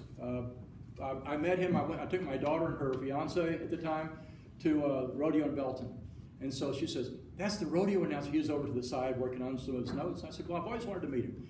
So we went over on it, and I introduced myself, introduced them. Well, that little thing led to me 2 years later calling him up, because he gave me his number, and hiring him to do the endorsements for the Allen Samuels Dodge dealership in Katy. We did that for several years, and then Ag Texas Farm Credit calls him, and they said, we want you to do the endorsements for us. He says, great. He said, I work real well with John Fletcher, so let's use him. They said, we already have an ad agency. And he said, goodbye. And he said, if you're going to use me, you're using John Fletcher. And so they called me up, and I got the account through that, all because I went and met him at the rodeo. And then one of the guys who had been at Ag Texas went to Expedition Royalty that buys royalty rights out in the Big Spring area. And they were for 2 years our biggest client, because they're sitting running so much radio out there, because we ran a lot of feel-good radio. The first commercial would talk about Salvation Army, it would talk about the Junior League Charity Ball, it would talk about the Silver Wings Ball, and it would talk about high school football, and the back 30 would be a branding message. And it was just so cool, because the guy who we were working with said, people know us now faster than I've ever been known in a market. He said, it's because of the radio, the way that you've developed these community partnerships. So the way that you give, and to run a radio commercial is 2:30s instead of a 60 costs the same. And so you do it the right way, you show your heart, and you show the people that you're trustworthy and that they want to do business with you. Find joy in helping others. I'll hit just a few of these. George Marty created the Marty Foundation and has helped hundreds, if not thousands, of kids from Johnson County go to college and trade schools. I mean, what an incredibly generous man that he was. Charlie Perkins barbecued. Were any of y'all around a long time ago? He closed this restaurant one day a year for the Bean Supper, what was then called the Johnson County Associated for Retarded Citizens. It would be a different name now. But anyway, he didn't have to do it, but he was on a mission to do it. And he showed that it was about more than barbecue. One year I chaired it. If any of y'all have not cooked pinto beans before, I didn't know that when the pinto beans come in a big bag that they have rocks in them. And so we had to pick them by hand. And when you're sitting there doing enough to feed probably about 1,500 people, that's a lot of bags. And that's a lot of hunching over to do. But I thought it was, oh yeah, I had no problem, just pour the bag. No, you can't do that, people will be eating rocks. I said, there ain't no rocks in there. Yeah, there are. You can break some teeth that way. So I didn't know if I was going to chair that, but I fell for it again the second year. But anyway, but it happened. But the fact was, he did that. Grandview Bank sends their zebra strings. Every kid in Grandview Elementary School has to play a stringed instrument 1 hour a day, every single day of the whole school year. It's called the zebra strings. They take I think it's the fifth graders, their oldest kids, and they go to Branson, Missouri every year. Now, not last year with COVID, but prior to that, they go to Branson and they play in like 3 or 4 performance halls, and they get to go to water parks and other stuff like that. We did a deal a year and a half ago, and we hope to do it again this spring. There's a group called Celtic Woman. You've seen them? Well, they've got a violin player. And so when I saw that, I called, or I emailed, because they're obviously in Ireland, and reached their publicity people, a girl named Katie. And so we set it up for the kids to get to come up for the rehearsal, for the sound check. And so the ladies came out, and the kids even played 3 songs for them. And then somebody gave the money, I think the bank and somebody else gave the money for the kids to go to the performance.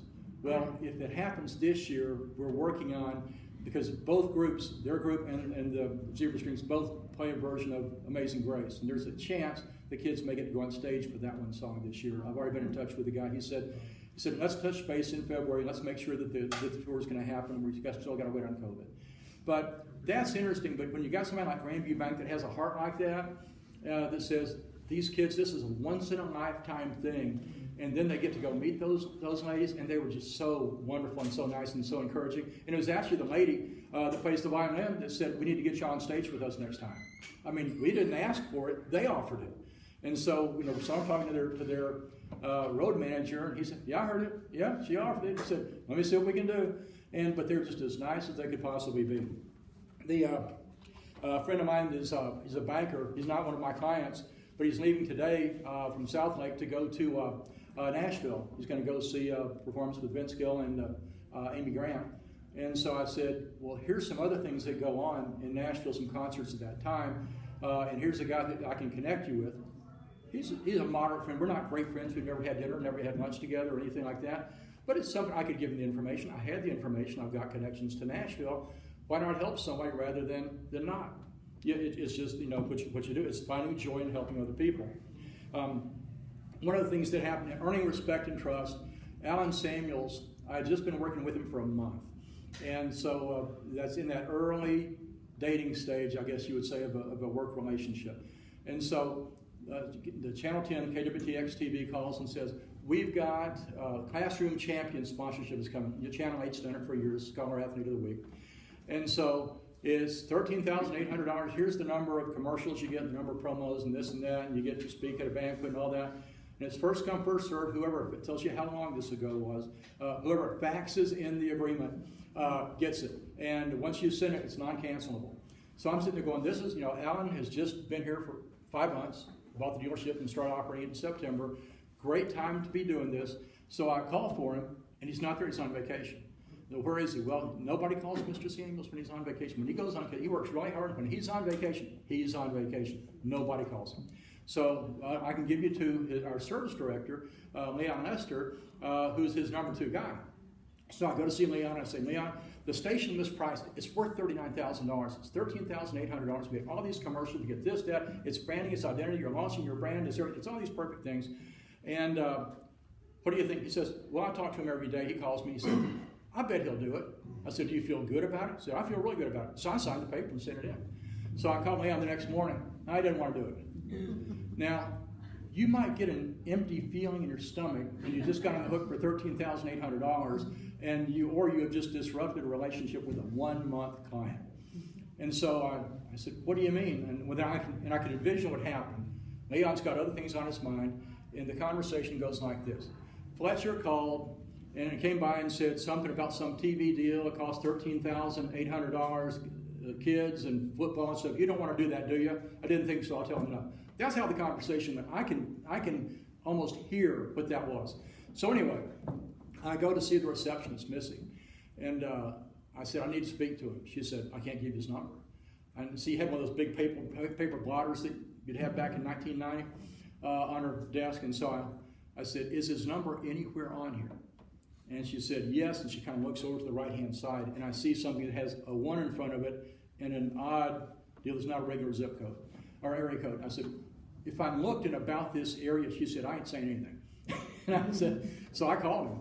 He said, Fletcher, I said, let's say it together. Nobody calls Alan Samuels when he's on vacation. He said, what do you want? And he's a good guy, but he was on vacation. He works hard. I said, did Leon talk to you about this Classroom Champion thing? He said, yes, it's something about $13,800 and kids and football and this and that. And he said, you don't want to do that, do you? And he said, no, I don't want to do it. I said, well, here's what's going to happen. When you come back from vacation and you see the Ford dealer on it, you're going to fire me for not having the guts to stand up to you and tell you that you're wrong. Because here's what it all means. And I gave through every single thing. And I said, they mispriced it. It's worth $39,000. They screwed up. And so we need to sign this thing with an automatic renewal for the next year because they're going to jack the price up sooner or later. So anyway, he says, okay, go ahead and do it. And Fletcher, in the future, when you feel this strong about something, you don't even need to call me. This was our moment of truth. With anybody, any customer, whether it's a real estate, whether it's any kind of IT or anything you're doing, certainly in the faith situation, there's a moment of truth. And I could have lost the client just as easily as I got him. But my thought process was, if he wasn't going to do this, he was the wrong client for me anyway. Because my clients all get involved in their community. So if he wasn't going to do this, it would be a painful way to find out. But anyway, so we did it. I grew him from 4 to 12 dealerships. He sold out for $100 million. He was happy. He passed away, and his funeral was last April, and he had asked for me to be I did the eulogy. So we were close. You learn from a loss. I produced the Baylor radio broadcast for football and basketball for 9 years.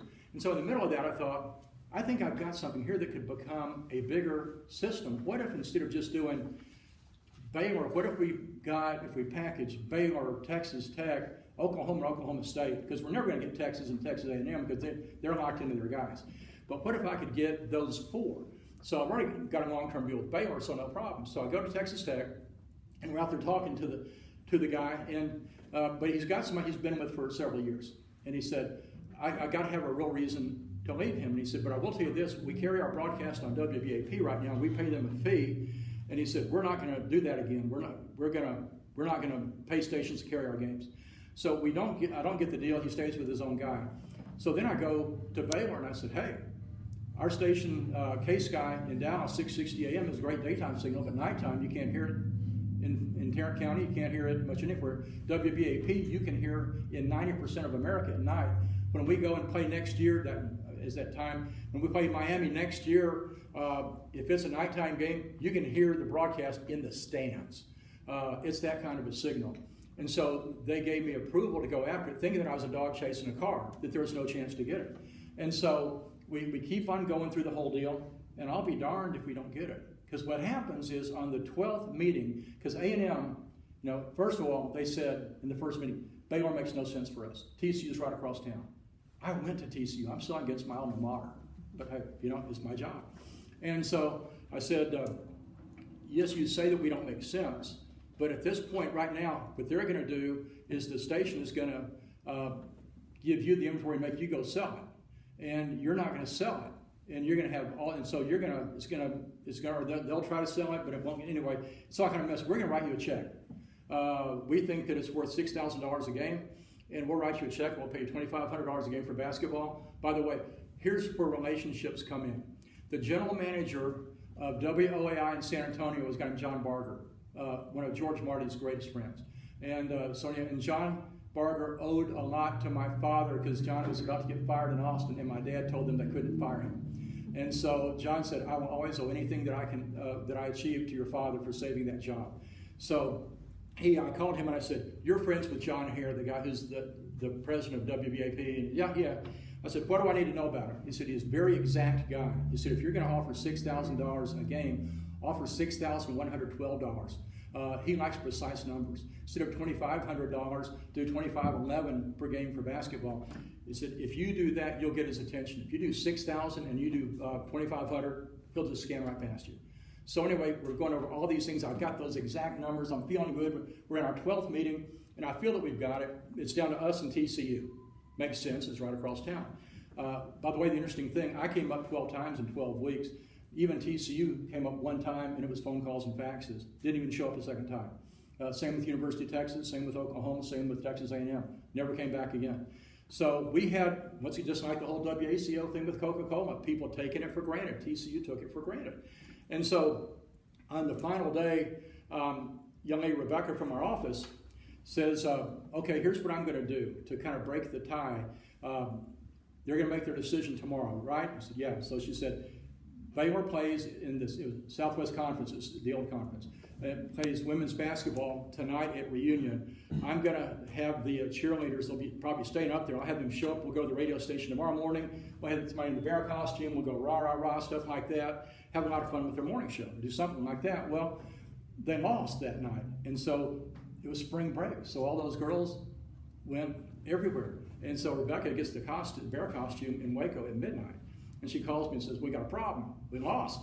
And I said, so what do you do? She said, don't worry, I'll take care of it. What do you do? Just don't worry about it. I'll take care of it. Don't you love having somebody on your team who says, I'll take care of it, and I don't even have to know what it is because I trust them? So anyway, she starts talking to her mother about it. Her mother lives in Arlington. She said, this is what I'm going to be doing. And her mom says, well, I'll wear the costume. And so, really? Yeah. And keep in mind, her mother is the niece of Dutch Meyer, for whom the TCU legendary coach. So anyway, really weird conflicts going on there, but Rebecca had gone to Baylor. So anyway, they go up there, and Mark Davis is on the air.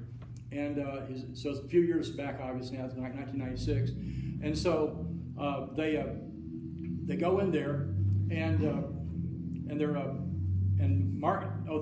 find their way to break. Mark Davis is getting a cup of coffee during a commercial break. And so, well, what are y'all doing? And her mom's got the costume. Rebecca's got a sterling silver tray with bear claws on it. I mean, perfect thing to be doing for the Bears. And so he says, well, this is too great. You got to come in. And he puts them on the air. And her mom's growling and stuff. I mean, it's too cool. Well, John Hare, the president of the company, goes in and says, what's going on here? And so Mark Davis says, we're having a great time. So anyway, Hare calls me the next day and said, I cannot justify to the people in New York about this. He said, We've met 12 times. I can't tell you how many times y'all have been in and you've been out. But I'm telling you, if you ever get right down to it, it was the donuts. Because the donuts showed us it was a relationship and not a vendorship. If you just showed up and wrote a check, we're a vendor. But we also put David Hatchett, one of their sports guys, in the broadcast booth. He was actually the color guy. And so all the steps that we went to along the way, we did all this stuff. We're paying them in advance. We're doing everything. But it's the donuts. You have to understand, what are the donuts that you're doing that separates you from your competition, that make you stand out? Let me just try to go past these, just hit a couple. You know, it's you think about, one thing that's really important is introducing people that you trust to people that you trust. Don't just refer anybody. If somebody says, hey, I want you to introduce me to so-and-so. I want to meet Robert Stewart. Well, I need to know that person and know that they're legit. I don't want to send somebody to Robert only to find out later that they're fake. That's the worst thing for my brand. That's the worst thing for your brand. So you've got to make sure, and I try to refer to it as introductions and not referrals. I would be glad to introduce you. I'm not referring you, but I'm glad to let you guys draw your own conclusions. Post and comment on social media, especially LinkedIn or Facebook for business. I don't do Facebook, I do LinkedIn. But with this, don't just do, I like, I support, I love.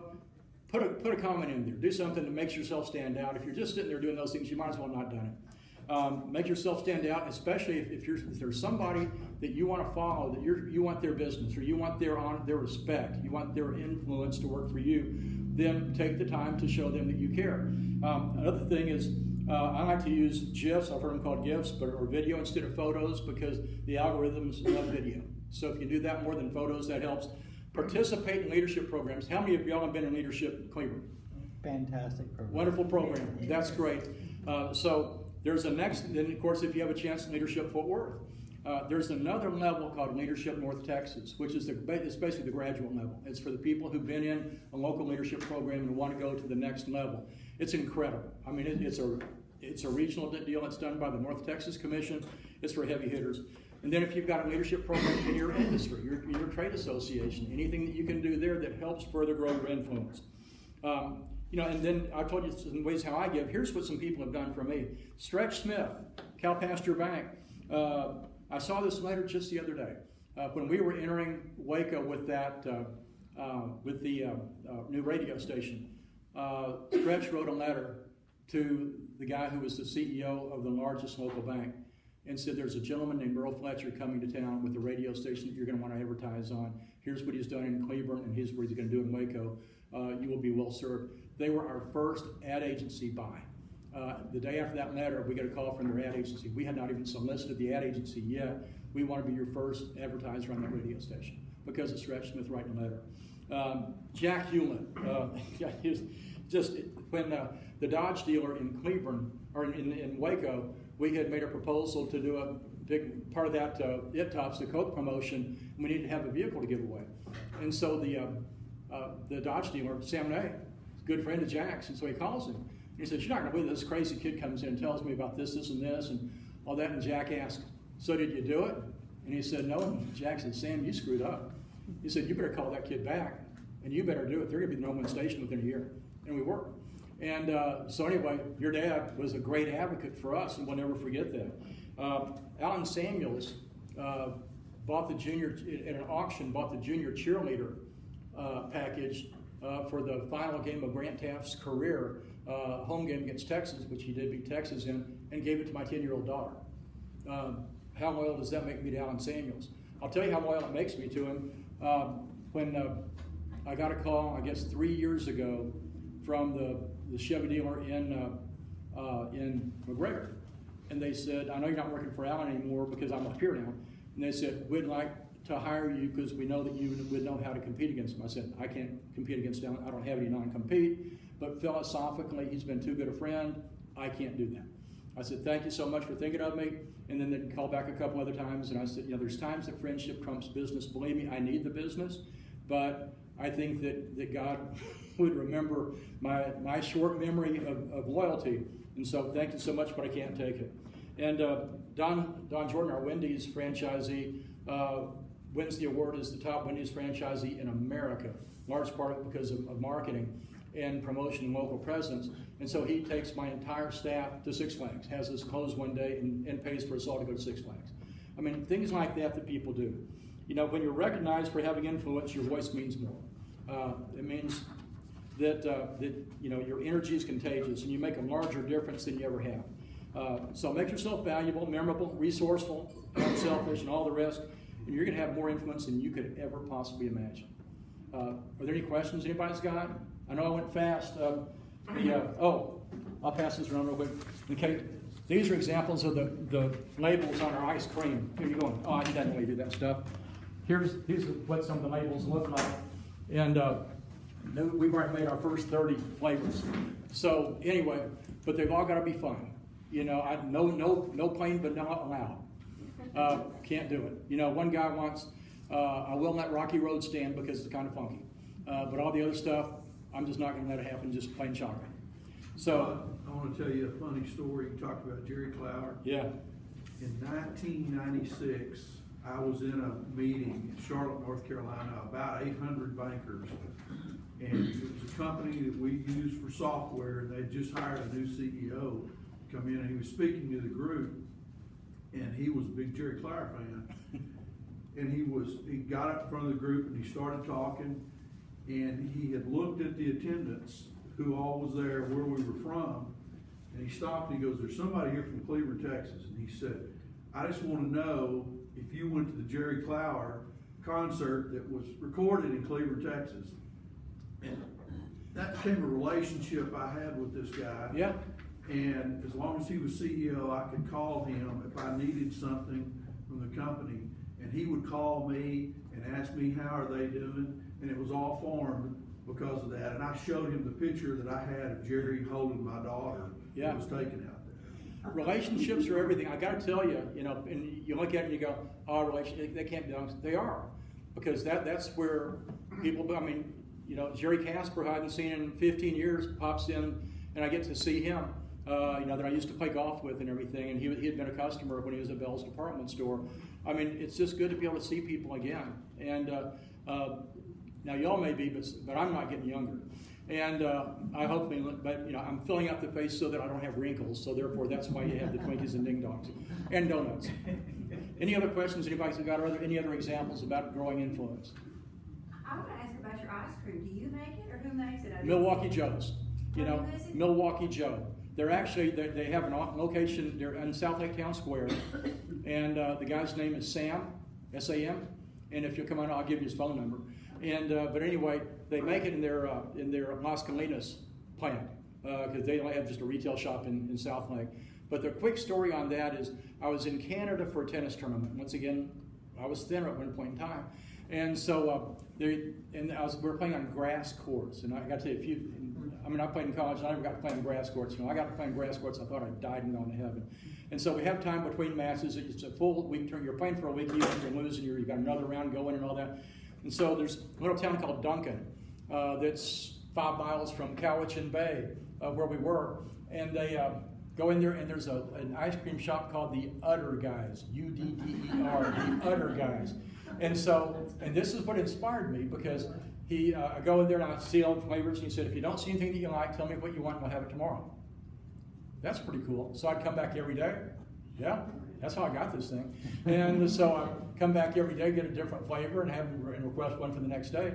So then on the final day, I said, "You know, I'm in advertising and public relations. I wonder if I could have these made for all my clients and have you ship the stuff to them." He said, "Sure, I can." So I come back to Cleburne. I'm sorry, to Waco at the time, and I'm telling the client, "Okay, start making me your list of your fantasy flavors and all that." So I called the guy and I said, "Okay, we're all set to go." And he said, "Well, we've got a problem." He said, "There's a dairy embargo from the United States now. We can't ship across the border." And he said, "Your federal government did that." I said, "What?" And so now I'm in panic. I've promised ice cream to everybody. I'm calling Ghirardelli Chocolate. They won't do it. I'm calling all these brands of ice cream. They won't do it. I go to Marble Slab. They won't do it because they're too regimented. But there's this little place called Anti something in Waco. What is it called? It's Anti something. And so I went to the guy and I was just lamenting. He said, "I can do it." And they've now been acquired by Marble Slab. And so it's part of that group now. And so yeah, and so he made it for me for the first 3 years until I moved up here. Then I found the people at Milwaukee Joe's, and yeah, they love it. I mean, I'm actually, you figure in December when their business is really off, I'm their biggest customer. I mean, you get an ice cream place and you get 30 degrees outside. I'm the only business they got that day. Think about it, and so I am in the month of December the largest customer of that company, just for 1 month. And but still, it's nice. So yeah, and like the guy, he called me and he said, okay, here's the status. He said, we've had a lot of prices go. Would you mind if we raise it $2 or $3? I said, go right ahead. It's not a problem. And what you guys are doing is great, and I'm just so thankful that y'all keep doing it every year. So yeah, but it stands out. People call me in the middle. Yeah, let me ask you this: think of what you give away. How many people call you in the middle of the year and ask you, "Are you going to put me on your list again for this year?" Because that's the call that I get. Am I spending enough to still be getting the ice cream? And the answer is always no. You need to spend more, and if you spend more, I think there's a chance you might get to still be on the list. And the other thing that I do is I've got this one guy who was our client, and he left, but he brought us a massive client. And I called him yesterday, and I said, I want to confirm your ice cream flavor. He said, well, I'm not your client anymore. I said, but you're a friend. I said, and you brought us all this business. I said, you're getting this ice cream till I die. And so you don't stop because it's about relationships. And so those people stay on. It's because this guy is a guy whose company has probably spent $300,000 with me in the last 4 years. So you think that I'm not going to give him, a little bit of ice cream? Absolutely, I'm going to give him ice cream. I also send ice cream to the lady in accounts payable, for the largest clients. I send it to her too, because she gets a bill and she sends a check the next day. And that's the other thing. One of my clients said, if you want to be influential with people, fast pay makes fast friends. And so there's enough people that will ride you for 30, 60, or 90 days. When you're talking, I've got we were doing production with Bob Tallman yesterday at the production studio. I get the bill at 3 o'clock, and at 3:05 I Venmo the payment to the guy. He loves me. He'll do whatever I want. And so I've got X number of clients that want the electronic payment real quickly. My graphic designer, same thing. Man, you get people really loyal to you when you are the fastest person paying, and somebody else has a bigger job, but it's going to take them 90 days to get the money. Who do you think is going to get moved up? It's you. Now that's relationships, and that's also business smarts. Anything else? And y'all may have a couple other stories that y'all want to share with me. What's an example that maybe one or two of y'all have got? That's a great example, though, Justin, about anything else about how you've seen something that came back for you. Anybody got something you want to share? Not all at once. That's okay. Don't worry about it. Thank y'all so much. I appreciate it, and hope that it was worth your time. And thank y'all for staying mostly awake. We did collect. Oh, good. Let's go to the drawing. Okay. We're going to see who's going to get the fantasy ice cream. I want to say something, though. Yes. I've lived in Cleburne for 53 years. Okay. And I miss KCLE. Well, I appreciate that. It just, it's a shame that it went away, and I would just say it didn't need to.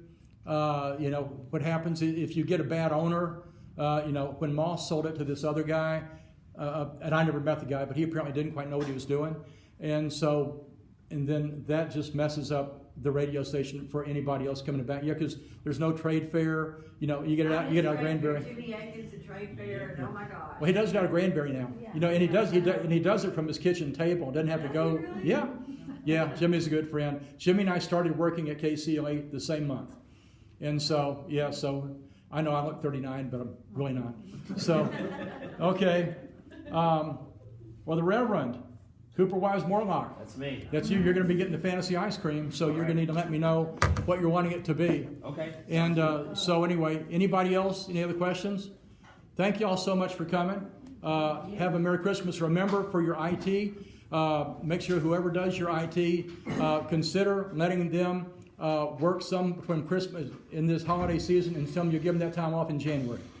Do whatever you can, or at least have people monitoring. Don't let stuff go unmonitored, because that's when you find out that you lost everything. I will say, to your point on that security, one thing that I do that's really beneficial is have a VPN on your computer. Absolutely. That encrypts your data online. And that's helped me. I've gotten significantly less spam calls on my Right. phone now from all of that, so Right. consider getting a VPN. Let me give you one more tip. Do you have a marker I can put one thing up here? Don't worry, I'll give you an example. Okay, let's say that your favorite sport is golf. Okay, if you were to say, I need a password protocol because I can't remember my zillion passwords. So let's see if we found one. I haven't knocked you, that's perfect. Okay, here's an example. Let's say that your favorite, it doesn't even have to be your favorite game, but if you'll always remember the word golf, and let's say that you're wanting to do your Amazon password. Your password is going to be capital G, the number 0, LF dot, and it's Amazon with the ampersand, Z with the 0, N with a /. If you just did golf and Amazon without all these tricky things in here, the metrics on the computer can solve you in about anywhere from 1 to 15 seconds. This is 15 years for an automated system to figure you out. So every one of your passwords starts with golf, and every single one. You may have 200 passwords. Everyone starts with golf, and then dot. Now you get some of these like American Express. It won't let you use Amex or anything like that as part of the deal. So I just use card as part of that. And so, or whatever you want to use, but some of them won't let it use that company name. But if you do this, your odds of your email getting hacked are like 0. So, and that came from the FBI.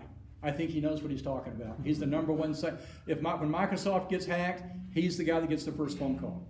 He's that guy.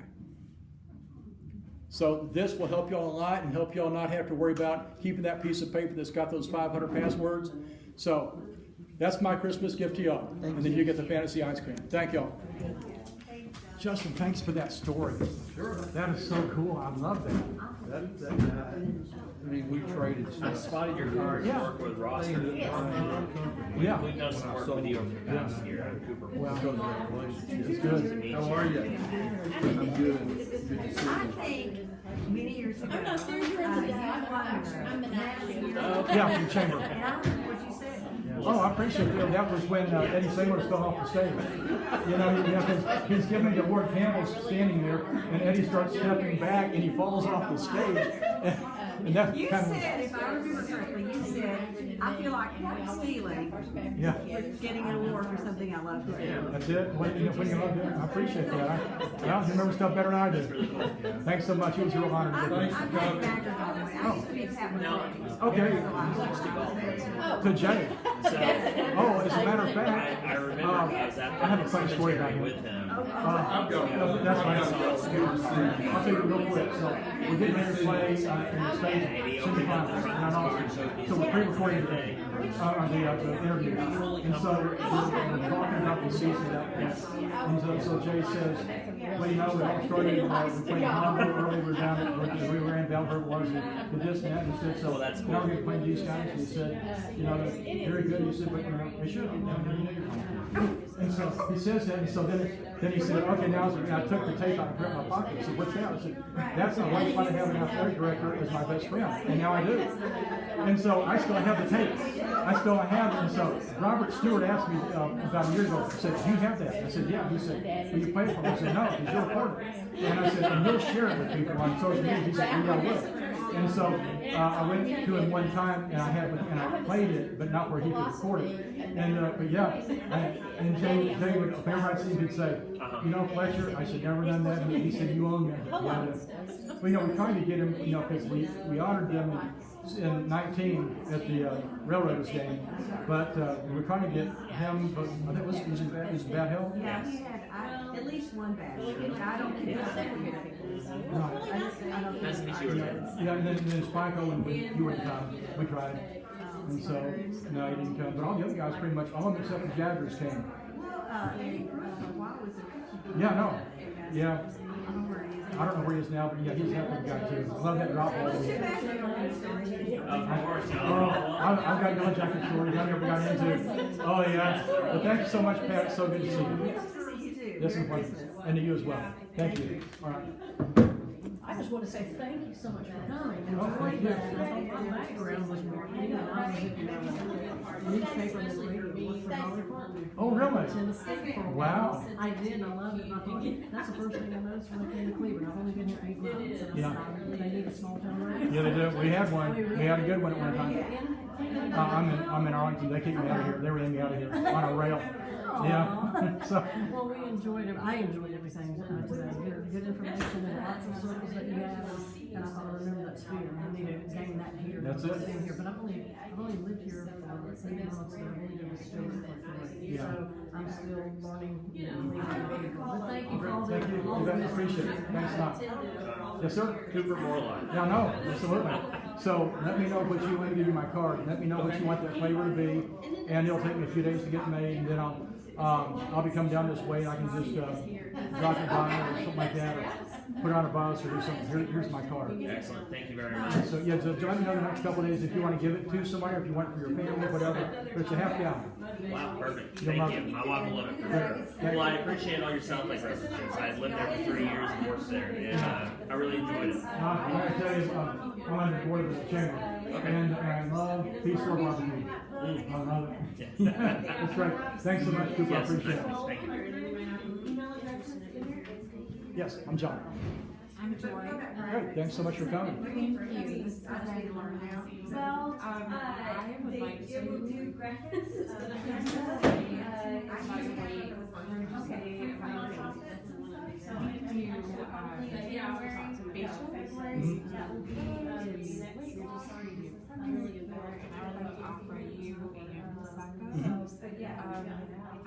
I use Canva to create a presentation. Cool. Thank you so much. I appreciate that. That's wonderful. Do you have a card? I'll tell you what. Here, I'll give you mine, so you can just send me an email. Yeah. Let me do that. Anyway, did you recommend membership? Oh, absolutely. That's great. Oh, I love those. Do you? Oh, yeah. They're so handy to have. Thanks. One for me. This is great. Well, thanks so much. I appreciate it.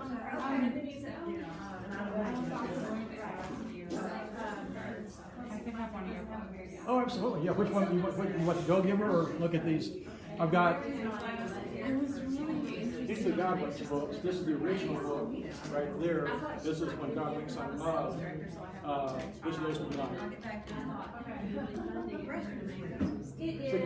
It out here in our best. Sure. Matter of fact, take this too. That's the Go Giver. You'll like that. And I know you said that you have a lot of contacts and stuff. I've been to Texas fairly. I've been here the last 3 years. And my boyfriend is coming over. We met in Michigan. He lives in North Carolina, but he's coming over for Well, good. Christmas. So, Trying to just get away for a weekend or what? whatever, just something fun. There's a great bed and breakfast in Fort Worth. Send me your email and I'll tell you the name of it. I gotta find it. And there's also a good bed and breakfast in Granbury. There's a couple of good ones down there too. So send me an email and just say things to do, and I'll send you those. Yeah, thank you. I'm really Happy to do it. Thanks so much. And Okay. I will send you some more information on. Yes. Yes. I might like to. Okay. Use the site keeper. He was Yeah, that's great. It's gonna be next year. We don't have the date set yet. Looking forward to it. Thanks. Okay. Okay, I think we need to get, Stacy's gonna take a picture. Oh, that's right. Whoops, hold on. Let me get the sweat off my brow. Well, I was afraid that he felt like, it would be different. Here we go. I'm just gonna put the card in. That's it. What? And what's your name? Take a couple. Joy. Okay. Did you use the VIN filter? Yes. Good. Yes, absolutely. Yeah, I work part-time for foster funeral homes. Oh, yeah. He's a great guy. And of course, I'm not even forever. Oh, yeah. But I do get, I'm in charge of the resolutions and everything. Oh, cool. Oh, here's my card. So you got that. Anyway, we did something, we started something several years ago. Me and I both were in Kingston. And we did a toy ride. Yeah. So she decided, I want to do something different. So we have a tree lighting at the funeral home and a toy drive the same night, and we have, People drive through? we have people drive through and Yeah. drop off their toys. We have, the culinary department comes and does hot chocolate, and some of the circles sit out. It's a nice touch. And, we have the fire department comes and brings the truck. We usually have the, SWAT, we usually have the SWAT truck, but it was broken down. That's why I said, oh, how we It don't happens, have to yeah. have it. Sure. You know, but I mean, it's really good. We didn't do it last year because of COVID. Yeah. But we let you drop off toys, but we didn't do all the other stuff. Yeah. And we have little kids dress up like elves and go out and get the toys and everything. Yeah. And I think it's really been really good Yeah. for them Yeah. and for Kickstarters. Absolutely. And then we give everything to Operation Blessing. That's cool. So I think it's really, I think it's worked out really good, and, as far as like what you're saying about the giving and everything, I thought, you know, that's showing, that's good, of course, they're very giving people. Oh, I know they are. Perry's a good guy. Tell him all for me. I will, they're wonderful people.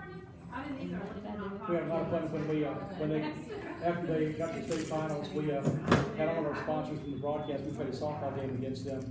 And so, I was pitching, and so Spike's batting first, and so I had everybody get down on their knees. I said, Spike, you get one free pitch. And so I throw, and his eyes just got huge, and it was a grapefruit, and it exploded on his bat. He's like, what's that? Oh, man. I haven't seen Spike in a long time. I see Dave so often. Well, say hi to Dave for me, too.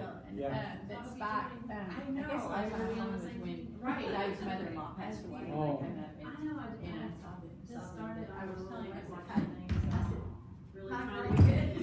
Yeah, I know. Wow, yeah, not far away. But they moved to Georgetown. Yeah. He is one of the select baseball Oh, yeah. deals, and I said, keep his name in That's your, it. That's it. in your thing from us. Absolutely. Thanks, Roseanne. It's good to see you, John. Thank I you. want to thank you so much. Oh, That was thanks for really coming. Awesome. I'm Terry Wood. So what kind of work do you do? I'm a sales director at Mary Kay. Oh, good. 19 years. There you go. Yeah, so as you know, it's all about relationships. Yes, and I thought it was interesting, the name of the book, because you know, our most prestigious award once a year is the Go Give Award. Oh, really? Yeah, and it's voted on by our peers. And Well, I mean, if I've got a note, here, take this one. Aw, well, you are a giver. Well- And you know, used to, I will say, this is just a little thing, thank you so much. Sure. I used to get uncomfortable, like, oh, I can't take. And one time, this guy that had he bought me a coffee or something like that, and I'm like, he said, "Here's $20, get me a coffee new," and I paid for it. Yeah, you felt awkward doing it. Yeah. And what he said was, "You stole my blessing," See, there you go. and I'm like, oh, I never thought of it like There you go. that. That's it. Yeah. And so now I just say thank you very much. Just say thank you. Yeah, because it is, because, you know, people that have the spirit of giving, they want to give.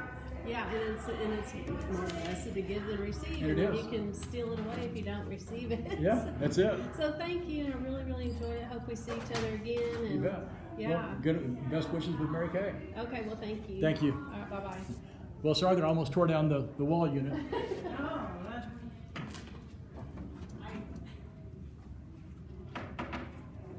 I had just been sticking up for it. Oh, don't worry about those. I do have to tell you a funny story about John Butler. Obviously, you wouldn't have known him, but we had a membership drive, and there was a contest, and whoever won, John and his wife would take that winner and their spouse to the petroleum club at Fort Worth for dinner. And so Red McVicker was the fire chief. He won it every year because everybody wants to be buddies with the fire chief. And so I'm one behind him going into New Year's Eve. And I'm at home with pneumonia. And so he knows, so he even talks to Butler and he says, well, I know I've got one because Fletcher's at home sick. From my deathbed, I called 2 of my advertisers and get them to join and send them in. And so McVickers is so excited on the first work day of the year. And Butler says, you didn't win. Fletcher sold 2 from his deathbed. And then I had the fire chief mad at me. That's funny. Funny how it all happens. Yeah. Well, here, let me give you one of these books. I'd like to, there's this book called When God Winks at You. And so let me give you this. Let me put a note in for you. Appreciate that. No. Whoops. Nope, not that one.